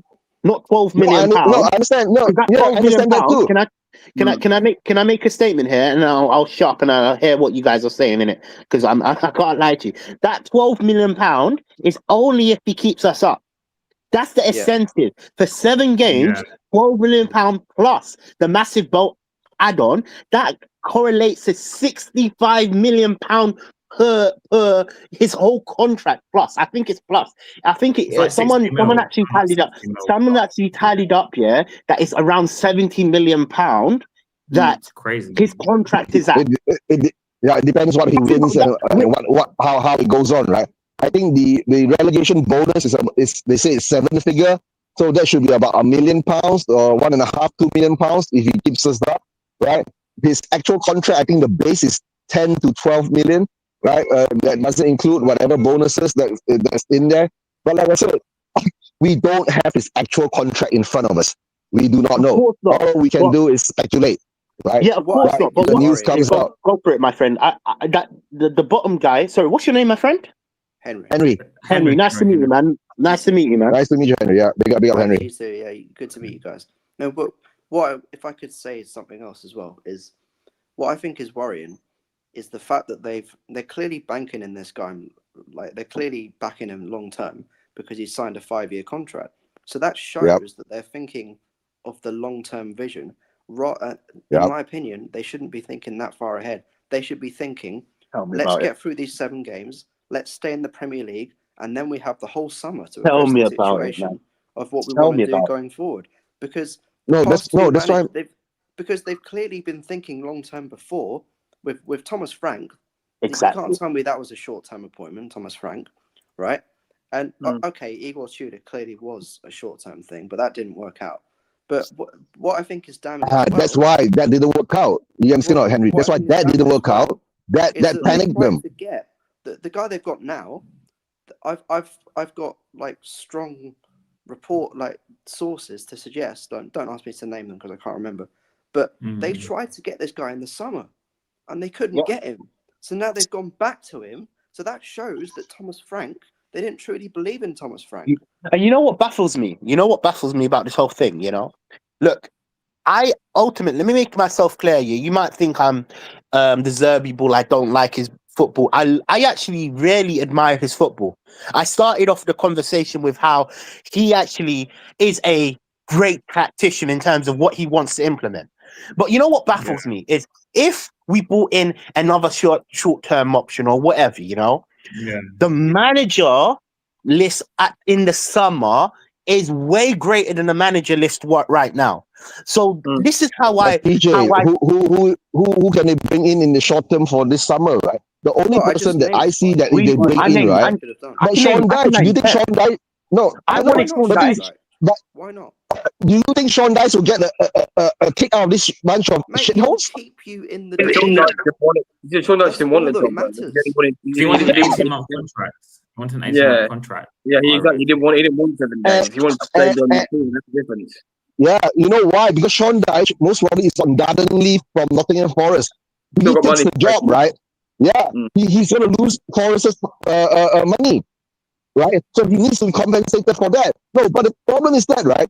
My question is that which manager do you see, right, will get a tune out of these guys, right? After we see, what I would have done, I would have put in I would have brought Redknapp, Sherwood, and obviously Defoe's got that. Defoe, working. Yeah, like something like Defoe, yeah. No, that's what they should. No, the truth, right? Get Hoddle in as well. Hoddle, yeah, that's maybe someone like him. As a trio. Yeah, but Robbie Keane, he will come in. Yeah, if Robbie Keane, he will come in for a long-term contract. But the thing is that if you want to try that, right, they shouldn't have appointed Tudor. They should have done with that first. You get what I'm saying? And if that failed, then maybe De Zerbi. But the problem is that they got in Tudor, right? Like what made them panic to get a long-term contract, because they was thinking that, oh, these players aren't playing for the manager because they see this manager as an interim. They don't respect him. They're not going to listen to him. So if we bring another interim, right, they might not respect him and they might not listen to him. And that might be too late because we really tried Tudor. Clearly, they're not responding to a tough like a. Well, I don't know what the word is. Like a tough manager, disciplinarian. Yeah, you need. You know, in these, you can carry on. I just want to add. Someone in like De Zerbi then. No, I wanted to add something. In this relegation battle, you need a manager that can put your arm around you to build the confidence back.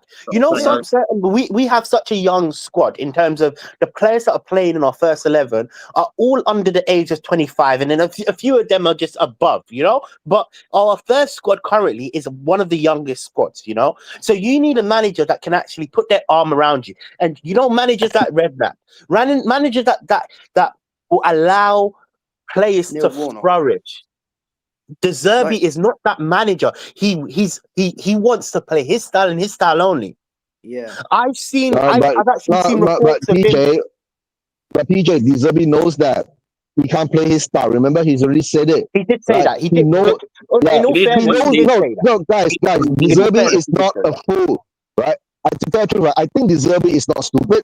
Right? He's not going to come in blind and think that, oh, I'm going to do it my style. I'm going to push it my way at this moment. While he's seen the Spurs players being shit-hit, not listening to Frank, not listening to Tudor, just to find a way to psychologically break through to them.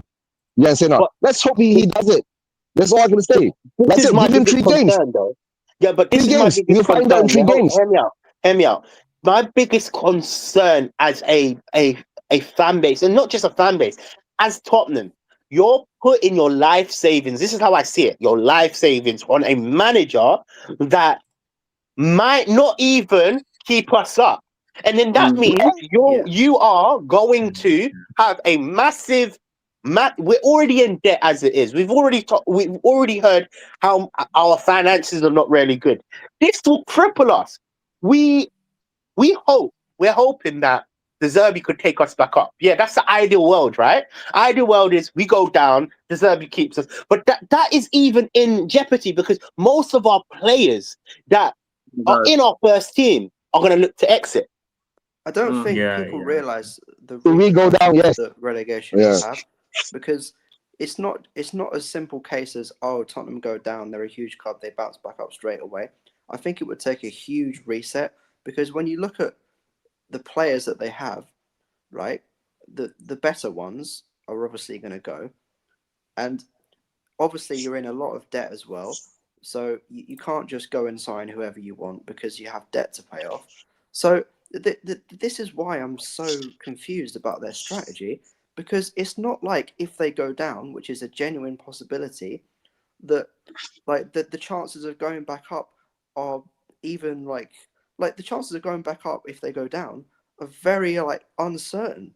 Like it's uncharted waters that you're going to be treading into. Like, and you like you don't have Henry, yeah, How can you gamble Henry, on that? no, Henry, that's very true. I understand the concerns of us going down, the money that we're gonna lose and all that, and all the players that we're gonna. That's why Stan has been saying delegation, reset everything. If we go down, right, we're gonna count at least 50 to 60% of the high earners, right? Mostly left behind will be players like Tel, Odeber, Bergval, Sa, Archie Gray. These players will be left behind, right? You'll see. I don't even think Xavi Simmons is going to be here. Xavi will be gone. Gallagher will be gone. Yeah, all of these players like Romero, VDB, all these guys will be gone. So then the good thing about going down is, right, that will put the onus on the owner to find a system where we do have to rely on our academy. Remember, we have been neglecting our academy for so long. Ever since Harry Kane, ever since Harry Kane, right, we have not brought up a genuine academy talent, right? And when we have Mikey Moore, right, yes, he needs to go and get his football experience elsewhere, right? We have got Vuskovic, right, that needs experience elsewhere, right? To tell the truth, right, if Frank didn't let Mikey Moore go, didn't let Vuskovic go, right, he would have been in a much better position, right, when we had all these injuries coming in. You get what I'm saying? But you done? Oh, sorry. Can I? No. If you're not done in it, you can carry on. But what I would suggest you do, leave and come back because your mic is cutting in and cutting out. But carry on. Sorry, I didn't mean to cut you out. I didn't mean to cut you out. No. Carry on. Sorry. No, okay. Because maybe the delay in my mic and the Bluetooth, right? Yeah. That's what I'm saying. Change phone. All right. So when we come to this type of scenario, if we stay up, what is the plan? If we go down, what is the plan? That's why we're looking too far. The most important plan now is the next 7 games. How is this Zerbi, right, going to get the tune out of these shitheads, right? And of course, we got a few of them coming back from injury, right? If I'm not mistaken, Madness is on his way. Kudus is on his way. Yeah. So let's hope he can get something out of them, right? That's the most important thing. These next 7 games. That's why, for me, I don't want to look so far at the moment. That's all. You know what? Some positives in a weird little way, which, like I said, I've done big research on this De Zerbi topic. You know, I actually looked into the players that fell out with him, the players that understood him, the players that thrived under him. You know, in all fairness, De Zerbi wanted kudos really, really highly. He wanted kudos, you know, and now he's managing kudos. So there are players that are definitely going to thrive under him. Players like Papa Sarr, he's going to fall in love with someone like a Papa Sarr. Hard worker, just runs. Conor Gallagher is another person. Whether we think he's good or bad or he will love Conor Gallagher because, you know, they're hard work. His style is about hard working and doing intricate passes in spaces, right? Which is a good thing. We can't do right now. We've not shown it for a long while, right? But if we can get maybe, I don't know, 20%, even 30% from De Zerbi's ball to the end of the season, I think that could be a positive, you know? You know what? Another issue that I believe is a massive issue, and I'm sorry, I know we didn't want to talk about it, but we have to talk about this issue, innit, yeah? Yeah. I don't know if you guys watched the interview in it, but he addressed the Mason Greenwood situation, right? And he apologized for it. And he said he said he has a daughter and all of this and all of that, right? Which is good. But a large bit of the fan base, and this is can I be honest with you? I'm against everything that Greenwood done. So let me make that clear before I get answered, guys. Because for me, this is I'm streaming on my channel. I don't agree with nothing. Disclaimer. I'm gonna say it again. I don't believe in all of this type of stuff, man. I'm against it, yeah. But a lot of the fan base are against this type of manager coming in for what he values. So when the fan base is against him from the start, that could become a massive problem.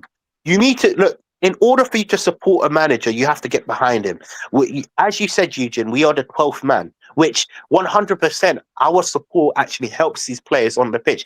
It didn't help it against Nottingham Forest. Let's make that clear. But in terms of like, in terms of like the 12th man, 100%, you want everybody to be the 12th man. And he even said it in his interview. It's about the fans putting in that extra effort to push us over the line. He did say this in the interview. The problem is, he's coming into a club where half of the fan base are against him. I saw on polls, it was always 50-50. Always 50-50. No, I've never seen a manager divide a fan base so much when he hasn't even had a game in charge yet. Exactly. Exactly. Yeah. Right? It's us. It's our fault too, by the way. Fans are divided as well. Okay, I'm going to say this, right? Guys, we are Tottenham Football Club, right? We are not Tottenham political party. You understand that? If you want to talk about shit, right? There's so much bad shit happening in the world. You understand that, right? So why do we want to go there? You understand that? I enjoy football because I want to get away from the shit in the real world. Why bring the shit to the football? You know what I'm saying? Right? I think you can't really talk about Tottenham without speaking about these issues because they kind of come with the territory these days. Like 100%. You know, but you can't talk about Tottenham and where they are now without addressing why they are where they are now. No, I understand that part too. And the worst part is, right, you must understand, guys, right? We must understand, guys, we are all human, right? We all are flawed. We make mistakes, right? I'm not saying I'm supporting Greenwood or anything, what he's done and whatever he's done and all that is good. No, guys, I got 3 daughters, right? I will castrate the guy who abuses any of my daughters. You get me saying? I don't kill him.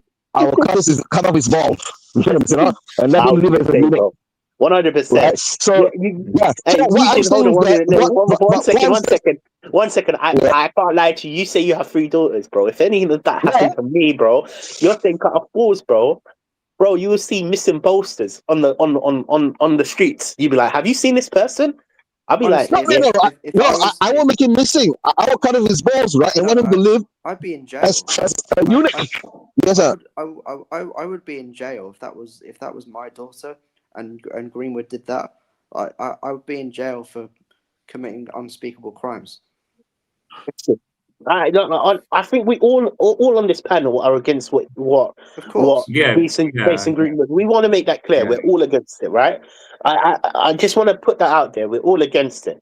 Now, as Eugene was saying, people do end up making mistakes, which we're panning away from Mason Greenwood. We're talking about De Zerbi, yeah. I also acknowledge that he said in his interview he didn't want to get involved in this nonsense. He made it clear. He was like, he didn't want to take a stance because 1, he's a manager and he's managing this player. 2, if you start to say things like, "Oh, what Mason Greenwood done is bad," you're not supporting Mason Greenwood in a footballing aspect way. Remember, he's a manager.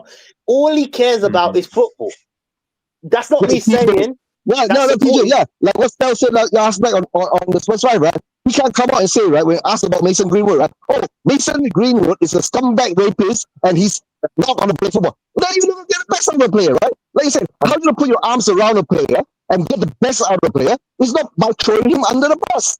Simple as that. So it's true. I agree with that statement. So our Spurs fan base, right, has to remember. Right, you remember we did a show earlier, right? I'm not sure whether was it on the 2 marks.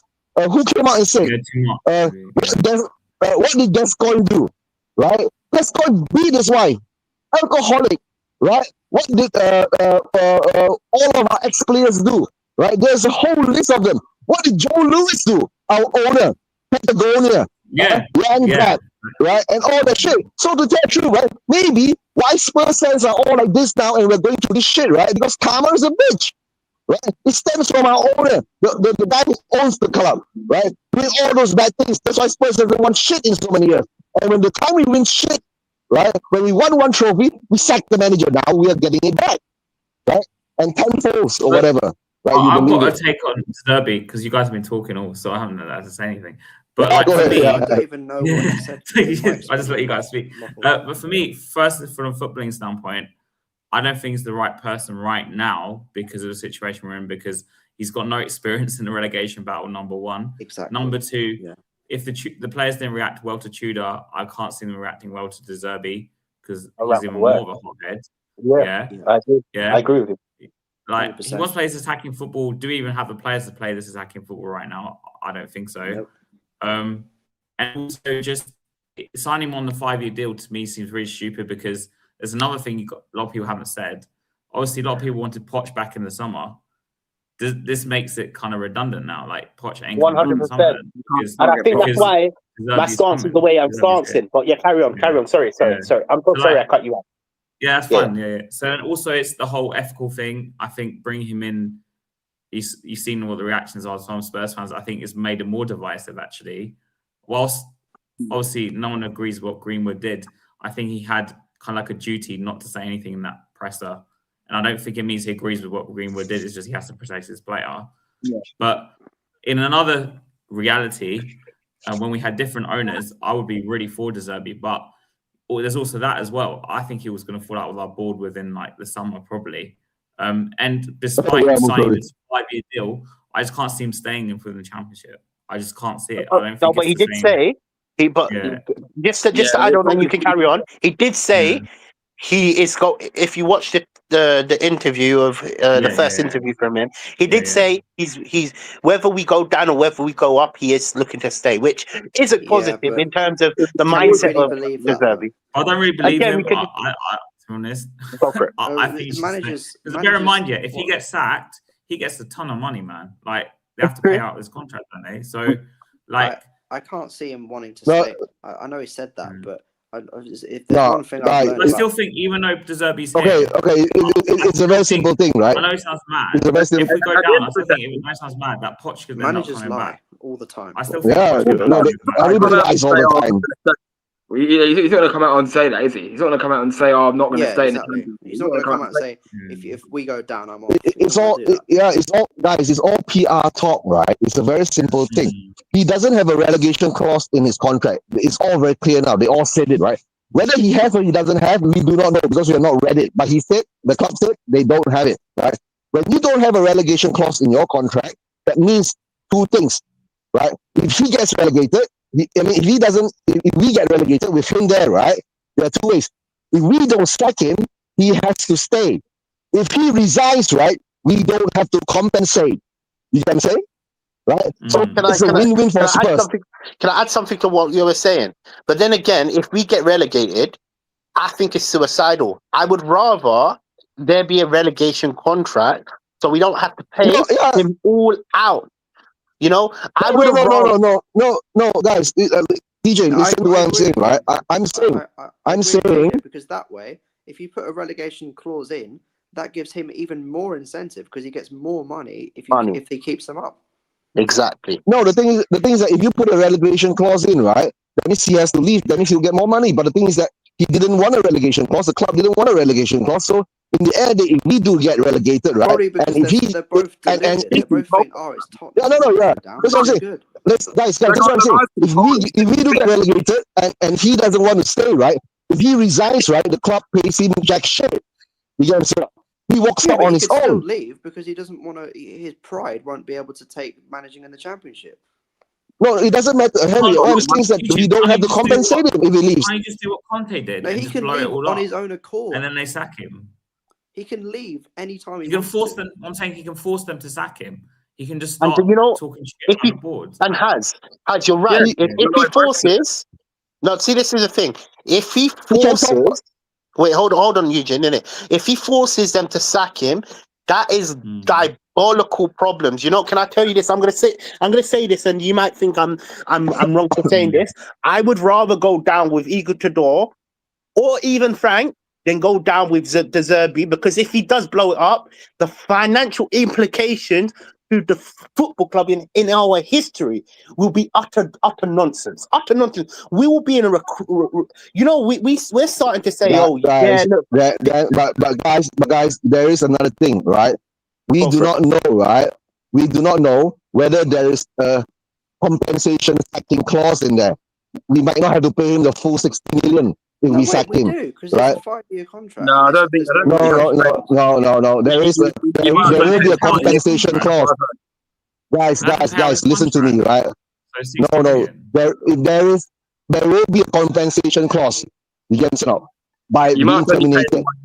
Yeah. No, wait, so why has it been reported that there isn't any relegation clause then? And why has everyone been telling me that there isn't any relegation clause? No, but I don't know. The club have said there's no relegation clause. Langer said there's no relegation clause. De Zerbi said there's no relegation clause. No relegation clause.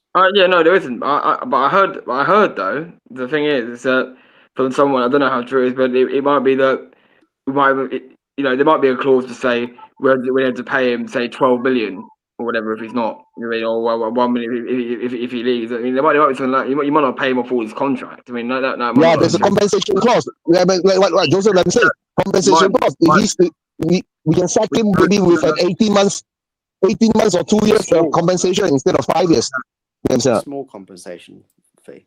Yeah. So maybe we become smarter, right? Instead of paying Jose the whole amount and Conte the whole amount and Nuno the whole amount, we got them smarter. We are desperate. We are desperate, done, man. That's the thing. That's what we've done. We are desperate. They've shot themselves in the foot. To me, it's fucking desperation. That's what it is. I still see him. If we go down, I can still see it blowing up. So I don't think De Zerbi is going to suddenly change his personality just because we're relegated. Because that would mean he would have to work with a caliber player, which is a lot less than he's worked with before. He'll lose maybe some members of the squad he wants to keep from now, let's say, like Romero as an example. I just can't see him working in the championship. I think Poch, if we got Poch in the summer, I think I can see him staying, but we ain't got Poch. And the problem with De Zerbi is, does that mean that Poch is not coming back now? Because unless they're going to sack him in the summer, he's not coming back. He's not coming back. You wouldn't want to come back. You know the reason why he wouldn't want to come back? Pochettino, whether you think he's a top manager or a low manager or even just mid-class manager, Pochettino done his PR stunt where he was saying stuff like, I want Tottenham to be better than where we are. We saw it over a period, Pochettino wants to come back. However, he's now not going to come back because we've now invested a whole future in this one manager that, in my opinion, is a massive gamble. It's either going to make it. PJ, hold on. Let me give you a scenario, right? Remember I was saying this, right? If we go down and Poch comes back, right? I'll give kudos to him, right? That's not. If we stay, right? That's not happening. No, you love the club so much, right? You come back and save it, bring us back up. No, that's what I'm saying. That's what I'm saying. That's what I'm saying. But now, guys, now we don't have Poch. Now we've got De Zerbi, correct? We can't talk about something that we don't have. But there could be something, like I said, if there is a relegation clause and maybe there's a compensation clause, and the compensation clause is not too much, right? And we do not, do too well, whether we don't do too well or not, right? Pochettino is not returning to Tottenham, whether there's a relegation clause or not. It's just not happening. Either scenario, whether you stay up or go down, because if you think about it, if they stay up, De Zerbi's going to stay. If they go down, Pochettino's going to take one look at them and think, Championship, see you later, no chance. So there's no. What he does? We should forget about the possibility of Poch. Poch. Maybe, but not right now. There's not no now. scenario where he returns. I'm sorry, there just isn't. Not for the 3 years now. Something like that, maybe. Guys, that's why I said, right? In 5 years' time, right? Ben Davies is going to be our manager. Watch it. You never know. Yeah. But you know what? Look, you say these things, yeah. Like, to me, Pochettino made it clear that he wanted to come back. Yeah. In my opinion, he made it clear he should have been the front runner. In my opinion, he was in fact the front runner until they decided to gamble our whole future. No, but DJ, the problem was, right? It's very simple. Joe Lewis cannot tell Donald Trump, "I want Poch." Because Donald Trump would pull his pardon and throw him back in jail again. But how is Donald Trump in this conversation? What the hell? American manager. That's why American manager. Yeah. We can't get he's the president of USA. He's not a football manager. No. But what I'm saying is Pochettino's manager of America right now. What's the point? He wouldn't let him go. I know. Yeah. Yeah, and then you know what? Donald Trump pardoned Joe Louis. If not, he'll still be a criminal. He what? Yeah, he did. Donald Trump. He did what to Joe Donald Louis? Trump pardoned. Pardoned? Oh, he did. Yeah, he did. Yeah. He pardoned him. Yeah. Yeah, don't you know our owner is a fucking criminal? I don't know. For insider trading? To be honest. No, he pardoned Joe Louis. He's right. Yeah, what does that mean? Basically, he was Joe guilty Louis, of is it fraud or something? Insider trading. No. Insider trading. Yeah, insider trading. Donald Trump was found. No, sorry. Joe Louis was found guilty of insider trading. He's been under house arrest in the Bahamas or on his yacht for the past 2 years. Bahamas. Right? On Bahamas. Yeah. And then he has to wear ankle bracelet and all that. He'll come back, no. Right. So that's what I'm saying. Whatever this, forget the Porsche dream, right? We are stuck with De Zerbi. That is the reality, right? The only thing, like I've been saying, the only thing I can focus on now is the next 7 games, right? I'll give De Zerbi 3 games, right? And the first game will be very important. His lineup, right? And how much effort the players are willing to put in. That's a very important thing, right? And the other thing is that we ain't gonna see De Zerbi ball until next season. You know what I'm saying, right? And how many players are gonna be on his side, and how many players are gonna get thrown out? And if De Zerbi has balls, right? If Romero, VDV, and those bunch of shitheads are not listening to him, put on the youth. That's what I'm saying. I've been saying that to 202. Put on the youth. I don't understand why our managers are so afraid to play our academy players. That's why they're all being loaned out now. I'm a Palace fan. I know a thing or two about relegation battles, right? Yes. Fight? Henry, you're a Palace fan, right? Who are going to be the ones to take the ball by the horns and say, right, I'm not letting this fucking football club go down? Actually, good. Is Romero doing it? Because he's meant to be. No. None of them are doing it. Yeah. No. Yeah. Doing it? No, he's making Howler week after week. Yeah, Ricardo's not even in the scene anymore. He's gone for surgery. Henry, hold on. Henry, you're a Palace fan, right? Yep. All right. Have you seen, right, when you were in a relegation battle, right, fighting for your life, right, your fans walked out of the stadium? No, not really. What do Spurs fans do? Yeah, they walk out the stadium straight away, they mate. Walk out the stadium. Yeah. It's terrible, man.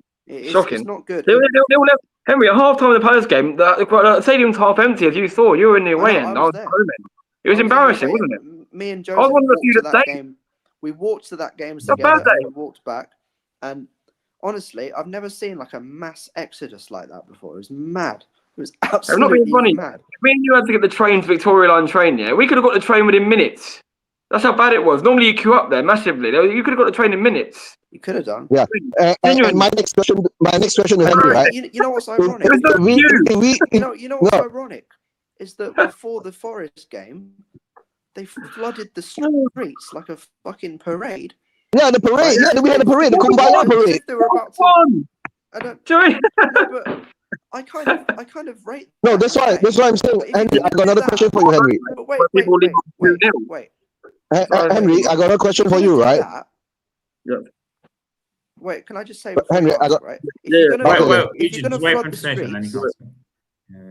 you're going to flood the streets with fans and do what they did, then you don't leave early, because that's 2 completely different messages that you're giving out there. Yeah.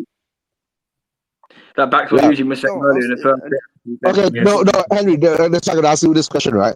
When you're fighting a relegation battle, right? The fans as a 12 man, right? How important is it, right? That's why that Kumbaya party outside, right, the stadium, and then when we were 2-0 down, Henry, you go and watch my channel. You have not subscribed. I did a Kumbaya along. Kumbaya watch along. Yeah, right. And the worst part is, right, when we went down 2-0 and we started walking out of the stadium, I was doing, what the fuck are you guys doing? relegation fight, isn't it? Come by, yeah. Understand? No, the importance of the fans in a relegation scrap is absolutely vital. I'll tell you why. Because in the moments when your team is suffering the most, they need that extra little lift. They need that extra little lift. And the fans generating an atmosphere in the stadium can give them that boost. It's that simple. Yeah. And I know that's what I've been trying to tell them. And I know it's really hard for them to do that, the Spurs fans, bless them, because they're going through shit right now that they can't even comprehend. Like, they're watching their team in a state of shock. Like, how the fuck are we in this position? And they're all divided with what they think of is, because of what's gone on at the club. And I understand that, but they need to say, you know what, guys? Yeah, we all have our opinions, we all have our views, and we can argue to the hills about that. In non-game time, we can do whatever the fuck we want. We can fight, we can argue, we can abuse each other, whatever. But for those 90 minutes, you need to lock in the fuck stadium. in, And pre-game, pre-game. I said 3 hours. I said the hour before kickoff. You need to back your team. You need to back your side all the way. Like, I'm talking when the hope inside your soul is evaporating.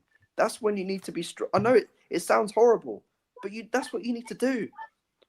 Like, that's the only way that these players are gonna feel some sort of hope in the fans. Yeah, that's what I've been trying to tell them, Henry. Right? That's what I've been trying to say to the fans, right? Because to tell them I'm in Malaysia, right? I can't do much, but apart from just doing shows and all that, right? The support must be there. You get what I'm saying? The weird part is, right, when we were smacked in our own stadium, right, by Liverpool 6-3, right, the fans were clapping the manager and all staying home and cheering, right? And now we're fighting a relegation battle, right? We can't even stay back to give the support to the players. That's why I feel it's so sad. But we do a party outside, but we can't have the fans stay back in. So that's the sad part, right? But guys, I'm going to make a move soon, right? Please don't forget, right, guys, subscribe to my channel, Spurs Region TV, the only Malaysian YouTube channel available at the moment, and of course to Hasper TV, and of course to Into Spurs, right, TJ? I'll catch up with you later, guys. I'm gonna make a move, right? What you're going to yeah? The only thing I'm gonna say, right? I'm gonna give De Zerbi 3 games.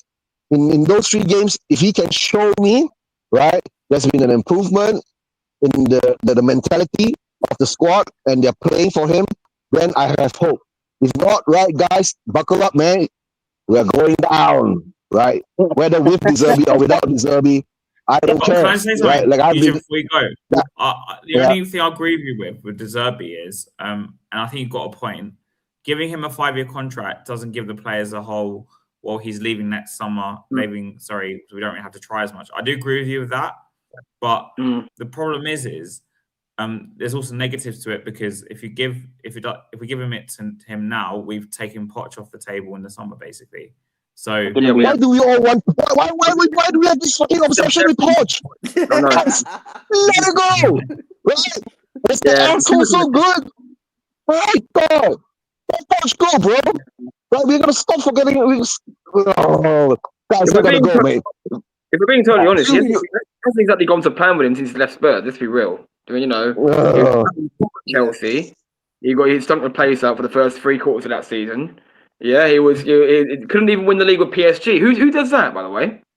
Can't win the league with PSG. Wait. He won the league with PSG. Yeah, second time. Second time. That's what I'm saying. Who else? Do you know how embarrassing that is? I don't care what anyone says. First time around, he lost the league. He had the season, yeah, to change it around to win with the best players in the world, like Neymar, Messi. Come on, man. Yeah, that's why Joseph. That's why I don't understand. Why our family is so obsessed with Poch? It's a romantic thing. It's like a nostalgic thing. I don't know. I'm gonna make a move, right? You know what I mean? Come on, as well, man. Do you know what I mean? There's loads of other great managers out there. Not just Poch. He's not the only one that can say. I think they should move on from him. Yeah. Yeah, I mean, there are things to look forward to. I mean, obviously, with the whole, I do agree that the risky thing is the biggest risk with the De Zerbi thing is obviously the contract we're giving him, but not even just that. It's more that the sort of timing of the season we brought him in. Yeah. Because the thing is, the reason when you think about it, whether people like Amorim or not, Man United, there's a reason why he didn't want to join mid-season. He didn't want to join mid-season because he knew if he joined mid-season, the way United went for him was probably the way it was going to go. Because he couldn't implement his. And he still joined anyway, and look how that. I don't know why they gave him an offer he couldn't refuse. Probably the same with Apa ada air dari mana? Dia masuk dalam. Eugene, you know your mic is on, by the way. It's the same thing. It's the same thing with De Zerbi. Like we paid so much, the guy couldn't refuse the offer. Money talks, isn't it? That's what it is. I think he should have joined in the summer. Just mute Eugene, because I don't think he realizes he's still on the call. The thing is, he should have joined in the summer. I agree, Harry. But the thing is, unfortunately, when you're giving that amount of money to him, the guy's just going to say it's like for example, like it's very difficult. It's very different with obviously any other jobs, isn't it? But that'd be like say like that'd be like me saying, oh, you know, like if I was joining right now, it's ISIS season, but everyone's going mad with ISIS, right? And it's all banking. I'm going on different subjects, but I'm just saying, yeah. Like people are saying, oh, it's probably not the right time for me to leave Nationwide right now because I need to make sure I'm there for Nationwide, make sure I'm making sure I'm going to be, you know, giving the best I can to make sure they get through this hard time with the ISIS season, right? It's not a good time to join Barclays right now. But if Barclays go and offer me a massive offer and they go say, Joseph, here's 10 million, he's like, 10 million, 10, he's like, 5, I don't know, I'll make it someone. Here's 50, 60 grand to join us now, yeah? 60 grand signing bonus to join us now, yeah? You have to join us now. If you're doing ISIS season, the hardest season ever, you're going to go and join us right now, yeah? 60 grand. 60 grand on the table. I'm going to say yes, aren't I? Do you know what I mean? I want to say before I forget, right? Yeah, go on. This whole, and I don't like to bring it up because, as you know, Joseph, it really gets to me. But the fact that De Zerbi did what he did with a certain someone, I'm not going to name him. Of course. I think it really adds to this whole element of gamble and risk that Spurs are using right now. I agree. Because when you think about it, right, this guy is already being scrutinized. He's already divided the fans in a footballing way. If the results don't change immediately, the whole Greenwood thing is just going to escalate things even more. It's just going to escalate the division in the fans. So it's only going to make things worse. It's only going to make the atmosphere in the club worse. It's only going to increase the pressure. There's literally no benefits to this, guys. I'm struggling to see any kind of sense. It's just desperation from the board. Again, it's simple as that. The board is desperate. Oh, sorry. I didn't mean to cut in. Yeah. No. Carry on what you were saying, my friend. I didn't mean to cut in. I think we spoke at the same time, innit? Because we both replied to that same thing, innit? But carry on if you're not finished. Sorry. I think what Henry was saying. I think what Henry was saying. He's just finished. He was literally just saying. No, I'm talking about you. We both spoke. Oh, right. Oh, bloody hell. Sorry, mate. Yeah. No. I have finished. All I was saying was just desperation. That's what I'm saying. Cool. The board desperate. That's what it is. Cool. Yeah. No. What I was just about to say as well. Yeah. Like I said, I believe it's a massive gamble. I've made it very clear that it's a gamble. In my opinion, look, it's not all doom and gloom because I do like what he offers in terms of his style of play, what he can build with Tottenham in terms of in the long run, right? I do like all of them aspects. You know, this is a manager I am for. Hear me out. I am for a De Zerbi. However, I'm not for him right now. I'll be so honest with you. I'm with you. I'm with you, TJ. I agree completely. I'm not for him right now. Yeah, you know, because good. Yeah, because for me, this is the damning factor about the whole scenario. You know, it's a massive gamble from Enoch. You know, and Enoch don't have a good track record in gambling, in my opinion. No. You know. No. That's one aspect. Look, everything I say, it comes in. I've done big research on this topic, so it's not just my opinion. I'm talking about like actual factors. ENIC don't have a good track record in terms of managers that speak out against the board. And if De Zerbi, and I mentioned this earlier, if De Zerbi couldn't work with the Brighton board, how the hell do you think he's going to work with this Tottenham board that has a bad transfer policy? That's one thing that we all know as Tottenham fans. If you're living under a bus, you know the transfers have just been utter nonsense for the last decade. Yeah. Not only just that, you're talking about a manager that will blow up under the little things. On top of that, he falls out with players. There's been multiple players that have actually come out to the press that says, "Look, I don't want to work under this manager." But factually, it's a factual phenomenon, which means this manager has a recipe to be a disaster. And on top of that, it's like he's not coming to a club like Brighton or Marseille maybe is a bit different, but like Brighton, I'm using Brighton's model because I'm basing it on what he's done in the Prem. I only care about managers that have experience in the Prem. That's why I was one to say before Igor Tudor, I wanted hands down a manager that understood what Tottenham's values were, but not just Tottenham's values were, that understood the Prem more than anything else. You know, obviously we didn't get a manager that understood what Tottenham's values are and understood the Prem. You know, so like I was saying, managers like Sean Dyche, you know, that was example. Redknapp was another manager. Sam Allardyce was another manager. I was even saying, as you can quote me, remember, and I was getting slack from the fans, and hear me out. I understand why you guys are giving me slack from the fans, but in terms of just like managers like a Ryan Nason, you know, that's what I was. Someone that knows what Tottenham is. We were talking about Defoe. You know, we had a whole show on how Man United have brought in a manager that understands them in terms of what it means to be a Man United player. And look what they're doing right now. That's just one example.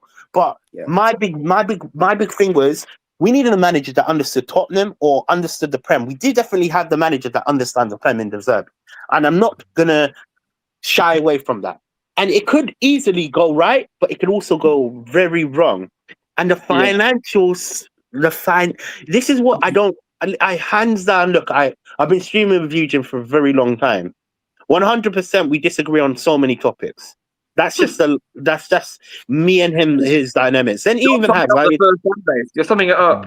Yeah, no, I disagree. I'm very forefront in terms of certain things that he says. Like I disagree when he was like ENIC in, ENIC out. Right? Like that made no sense to me. We done a whole segment on this. I remember that. That's just one aspect. But for me, today I disagree with everything he said hands-heartedly. He didn't. I'm coming from not just opinion based, factual based, and I haven't even told you my opinion. You've got evidence to support your. That's my point. My point is this: I'm based on evidence. Now, my opinion. I didn't even get to say my opinion because Eugene is gone. I ultimately believe it is going to either do one thing: either the players get behind the process, understand that this is the manager that's come in for a long time. Like you said, 5 years. He's not going to go tomorrow. You know, like he's not there for a short period. He's been there. So that could either do one or two things to these players. One, they could either get behind the cause, and we can get 30% out of Igor De Zerbi until the end of the season, and that could possibly keep us up. On the other hand, it could blow up in our face.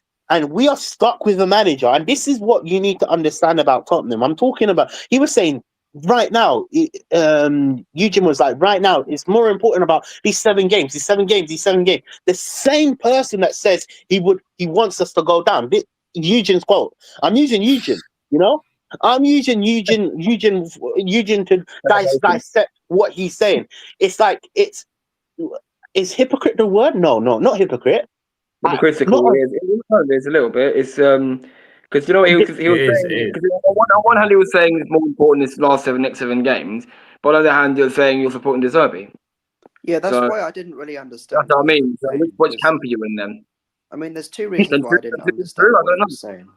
The first one is it was hard to tell what he was saying because his mic was a bit fucked. That's a factor. That is a factor. You're saying about the last 6 7 games. You're saying next 7 Secondly, games. he was talking very fast, and thirdly, he was saying that it's all about these 7 games, and then he was also saying about the it's all about the long-term vision as well and buying into that. But like, which camp are you in then? Yeah. Well, Now, which camp are you in? that's a major problem. Point. There's 2 different arguments he's making. That's a major problem. That right there is a major problem, because you could be for these 7 games in terms of we do what. So I've spoken to fans that have said, yeah, these 7 games are all or nothing, right? Which 100% for most Tottenham fans is all or nothing. We want to stay up. I know most fans, even Stell, he doesn't want us to really go down. Oh, yeah? He does. I'm convinced he does. Still, yeah. Well, no, he wants us to go down. I'm gonna defend why they say go down. Which, in a way, I can hear me out. I can understand the mentality, the reasons behind it. Sel, if you're watching this as well, comment down below if I get your if I'm totally wrong in it. You can correct me in it. You know, obviously we talk quite a lot in it, so it's not nothing. If I what is it called, slander you, correct me 110% in it. Yeah, but if I'm just defending, Mario, oh, is it? Oh, yes, it is. Yeah. If I'm defending why they want us to go down, it's for 2 aspects. One, it's either Enoch will realize that he needs to do something different, otherwise we could turn back, which in a way going down could do that placebo effect, and I can acknowledge that if we go down, Enoch will be under so much pressure. We might even get these fools out 110. I'm hoping that could be a option. Do you get where I'm coming from? I'm hoping crossed. Yeah, fingers crossed. I'm hoping that could be an option. If we go down, the owners will go down, which means Stell 100% is right. Start again. Which means Stell is 100% right. Eugen is 100% right. However, this is the factor. Just going down don't mean they will end up stopping and like they will end up selling up, you know? I don't think relegation would mean that they sell. It doesn't mean that they automatically are going to leave and are going to I agree with that. Start doing all the right things. I think I agree. I do understand. I understand the point that, like, I think his reasons are well intentioned, but I don't think what he's saying is actually like true. Though I think it's relegation would just the financial repercussions of it would outweigh like anything else, because either way, if they go down, it's going to take I think it's going to take a while to get back up. To get back up. 100. Really and you know what? This contract highlights so much of it. You know, the fact that we have put down £12 million per year, and some reports are saying £12 million plus. We don't know the figures exactly, but I can equally argue that it could even be from 12 million to 15 million pound with plus the bonuses. You were saying 1 million, 2 million. You know, you're talking about a big package that is telling us that he is all or nothing.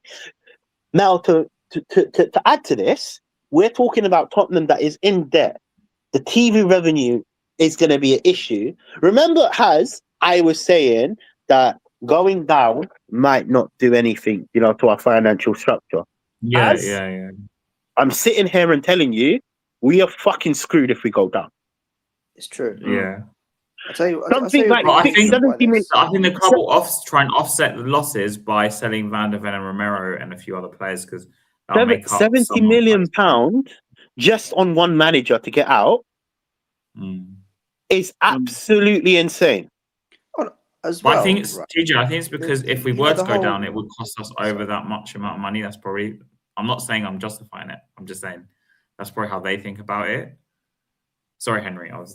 Carry on. No, sorry. Go for it, Henry. You were saying something. Yeah. The whole NFL, music concert thing as well. Mm. That doesn't go down well now. How the fuck do you think that's going to go down in the fucking championship? Mm. One thing that I would say though, going down to the championship, this is factual, isn't it? Obviously, again, and I think Eugene, and everybody that knows why I say these type of things, isn't it? But if you don't know who I am, before you go, I'll tell you off the camera. But the event days, in terms of how many games we will be playing in the championship, is more. So you are, and because they froze the season tickets, you are kind of like making the revenue that you're kind of like matching it from like the Premier League. I'll be so honest with you. So you're not losing. They'll charge a lot less for championship tickets, won't they? They froze the tickets. No. What they done? They froze it. So we're in the championship. You're going to be playing, or you're going to be paying for what you get from like this season. They froze so wait, are you saying that the prices will but remain TJ, the same? if those people don't renew, they're going to have to drop the prices. They'll default. have to drop the prices. I don't know, because the last thing I read, again, this is based on what I just read as well. Again, I don't know if it's all factual. Hear me out. Yeah. But when they were saying they were looking to freeze the tickets, I thought that was the final verdict. That's what, as you will know this because you're a season ticket holder. Yeah, I know what you're talking about. But the problem is, TJ, is they also increased the season ticket renewal window. I mean, to like June 7th, didn't they? June. Yeah. On top of that, TJ, if we were to go down, I don't know, like I don't think it's as easy as that, because the problem is with the club is they'll also have to let go of staff. I think that's what I've been reading as well. That work there as well, because they won't be able to afford having, say, as many staff as they do. I don't know. They won't, and maybe they won't need them, because I don't expect the same to be full with her in the championship. Interesting. To be honest. Yeah.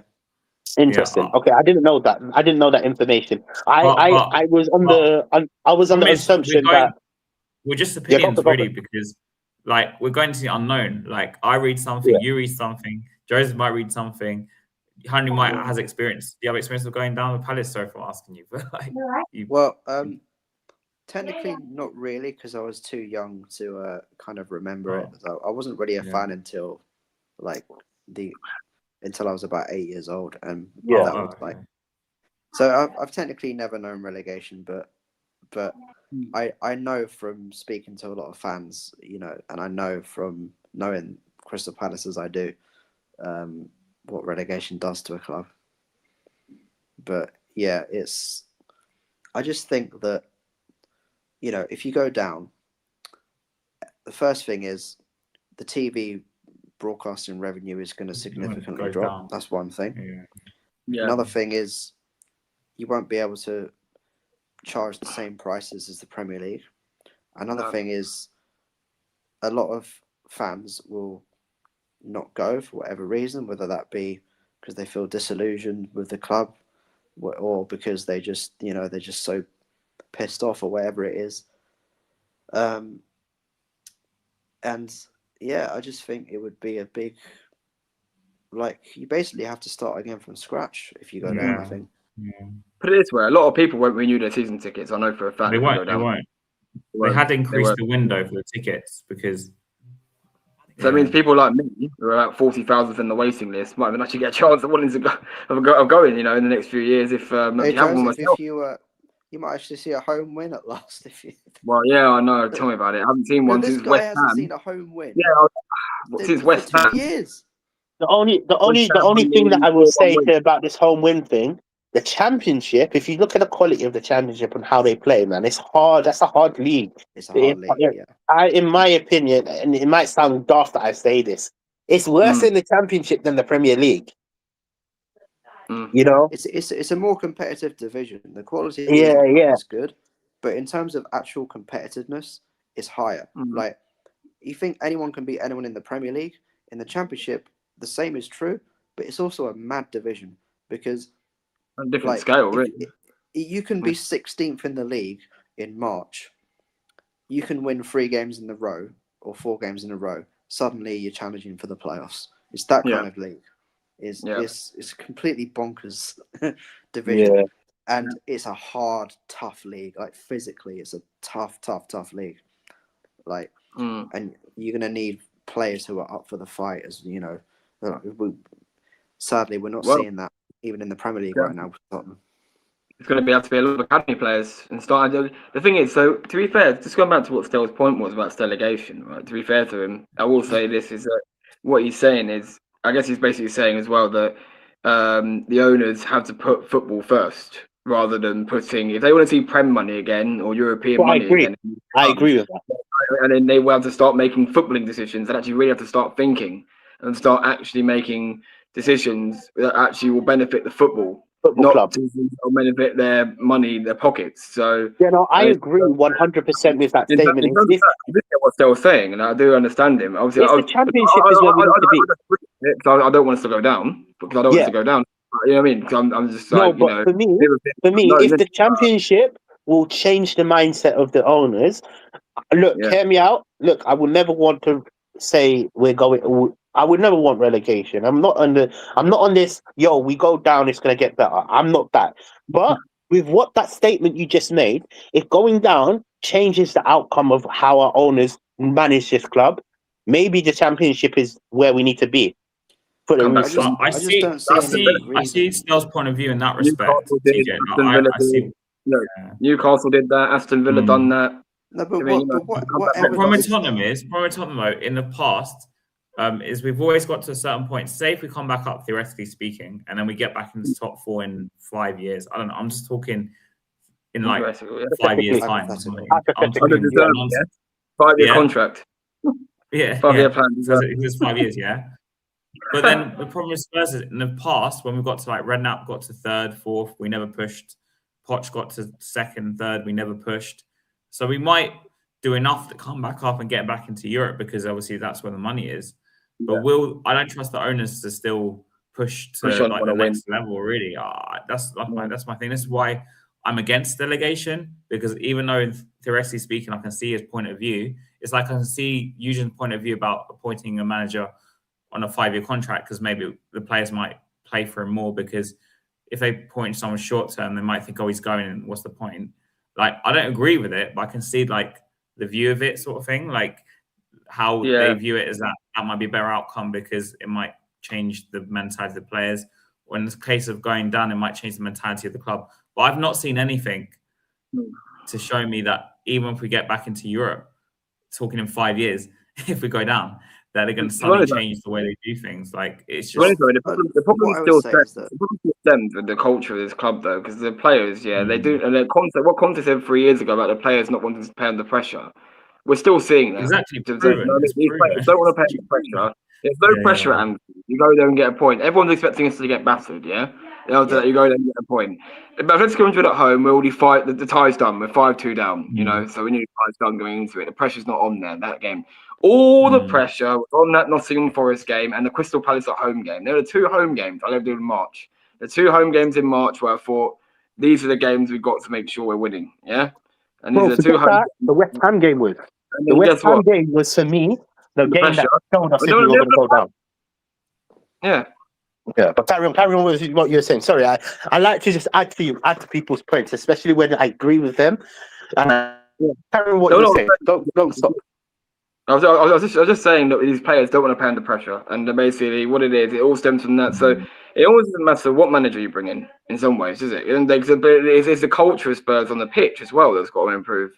I think we've seen that because they've had all these world-class managers, Mourinho, Conte. Mourinho and Conte, they've Poch. I mean, these players didn't even play Redknapp.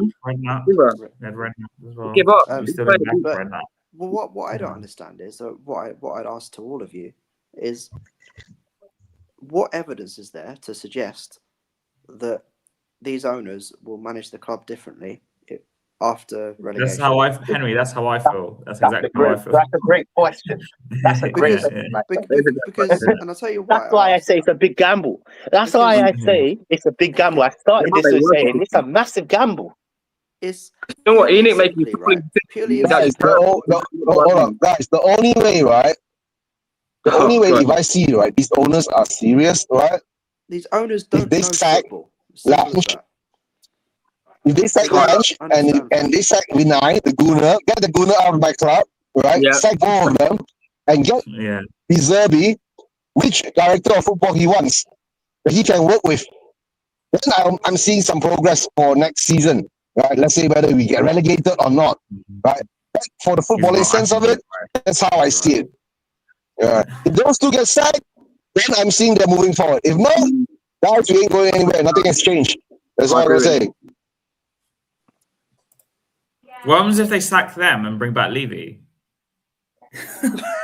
Why? You know what I wanted? It don't work. Levy's gone, actually. You know that?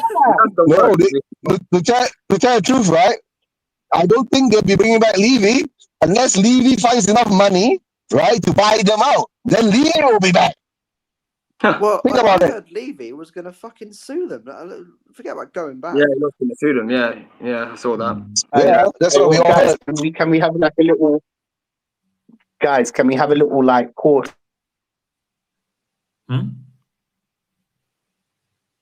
A little what? Sorry? TJ? I know. Talking about jumpers.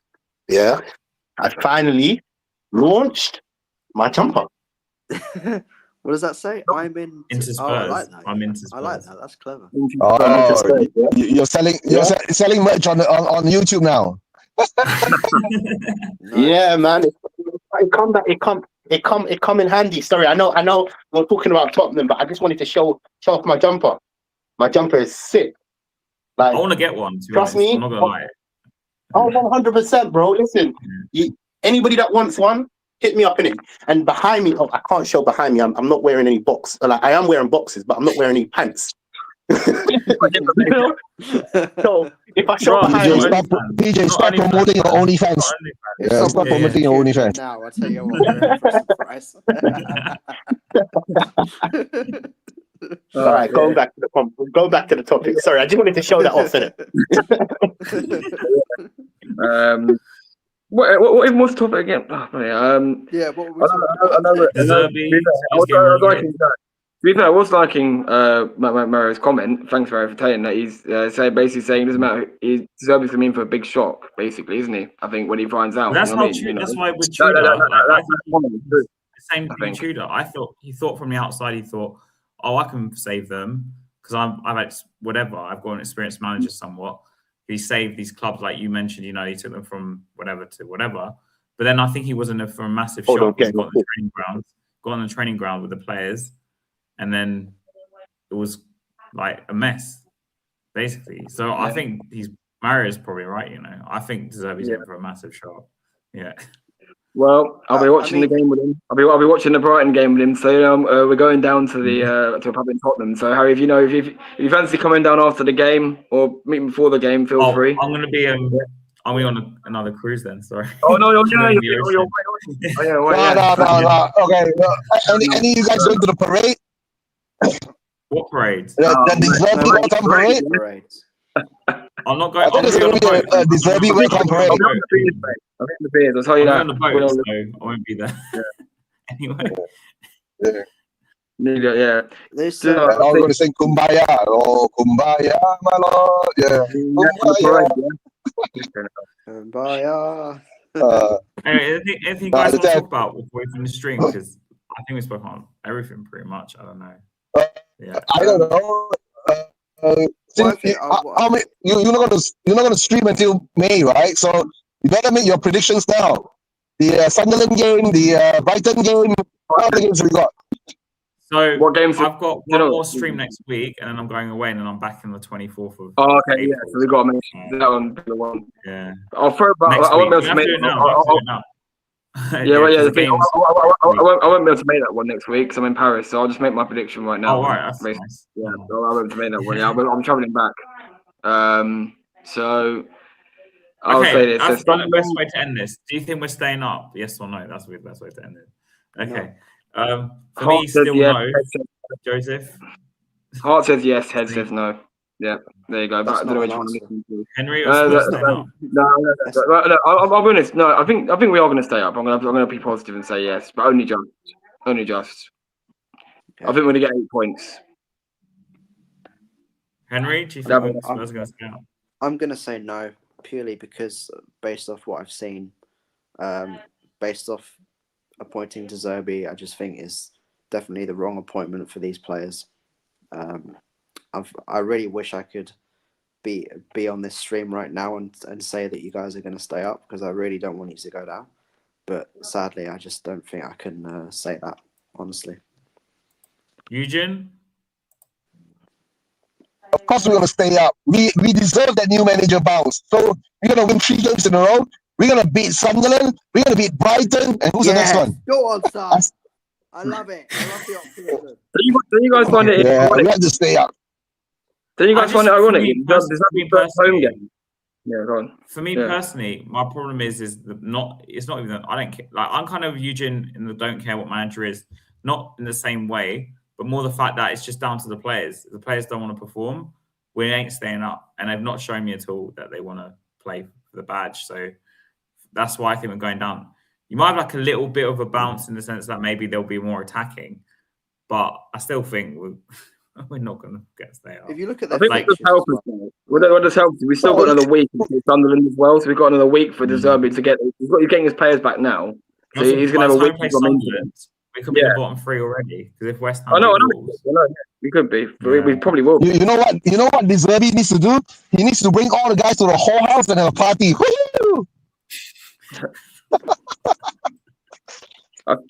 Now, guys, to tell you the truth, right? The important signs that I've been saying, right? 3 games in, and I can tell you whether we're going to stay up or not, right? Because we Harry's been saying. No, that like what Harry's been saying, right? It's up to the players now whether they're going to turn up for this manager or not. We do not know because they have not turned up for the other 2 managers. But let's hope they turn up for this manager and we have a chance to stay up. If not, then we'll all join this delegation train. Choo choo. We won't have a choice at that point. Nah, I think we'll. Yeah. Well, yeah, we'll see. Eugene, when are you next live? Are you doing anything live? No, because Ramadan is over. I'm not sure when is the next time I'll go live. Let me see, maybe on the 8th if I can get off, when I can get off some time from work, right? But I will surely be live on the Sunderland game. The away game, I'll do a watch along for that. And like I said, right, the signs should be there for us to know whether the players are up for it, whether the players have taken to De Zerbi or they're going to throw him under the bus too, I really hope that they would turn around and show up.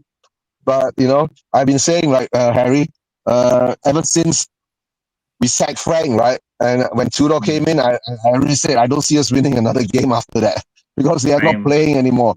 The players aren't playing anymore. So with a new manager, let's hope maybe we get something out of it. If not, like I said, if the De Zerbi has the balls, he finds out the play. More like you. Yeah, if the De Zerbi falling out with De Zerbi that's right. If the players are going to fall out with De Zerbi, right? Then De Zerbi has to make a choice. Drop all those fuckers, put in the youth. That's all, right? But that's what show I was them saying. who's boss. Yeah, show them who's boss. You get what I'm saying? If you're not going to listen to me, right?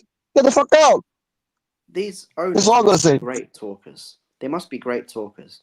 Like they must have a way of words about them. Because how else did they persuade De Zerbi to join this club? Like, well, no, money, isn't it? Throwing money at him. That's basically how he did it. It's a stinking shit. Yeah. Like, who cares? Joseph, remember Conte? He came in on a 1.5-year contract, right? 20 million per year, right? He did what? He did 1 year and blew up and got sacked and got his compensation. I know. Yep. We are welcome to Tottenham Hotspur, right? It's the history of sacking managers. And the pressure. What Conte said is true. I could just imagine in my head a press conference like Conte did again with De Zerbi. I just have this vision in my head that's I can see that as well. Fiery Italian. Let's see how that goes, right? But before I go, prediction for Sunderland: Spurs gonna win 3-1. Woo-hoo! And then prediction for Brighton. I'm doing a stream before Sunderland, so okay, we'll save it for next week. I'm gonna go 2-1. We'll save it for next week. Yeah. I'm gonna go 2-1.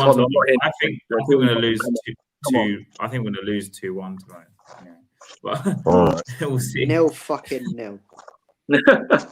Point game. 1 point. Yes. Hey, Henry could be right? Henry could be right because De Zerbi might say, okay, guys, let's put 11 men behind the goalpost and defend like shit. Do that first. At least you can get the clean sheet, right? Yeah. You never know. But guys, I gotta make a move. Catch up with you later. Okay, we're gonna end the stream now anyway. Nice meeting you, Henry. Right? You too. Take care. it. All right. Yeah, cheers, Eugene. See you, mate. Bye-bye. Cheers. I think we're gonna end the stream. So, anyways, come on, you Spurs. Yeah.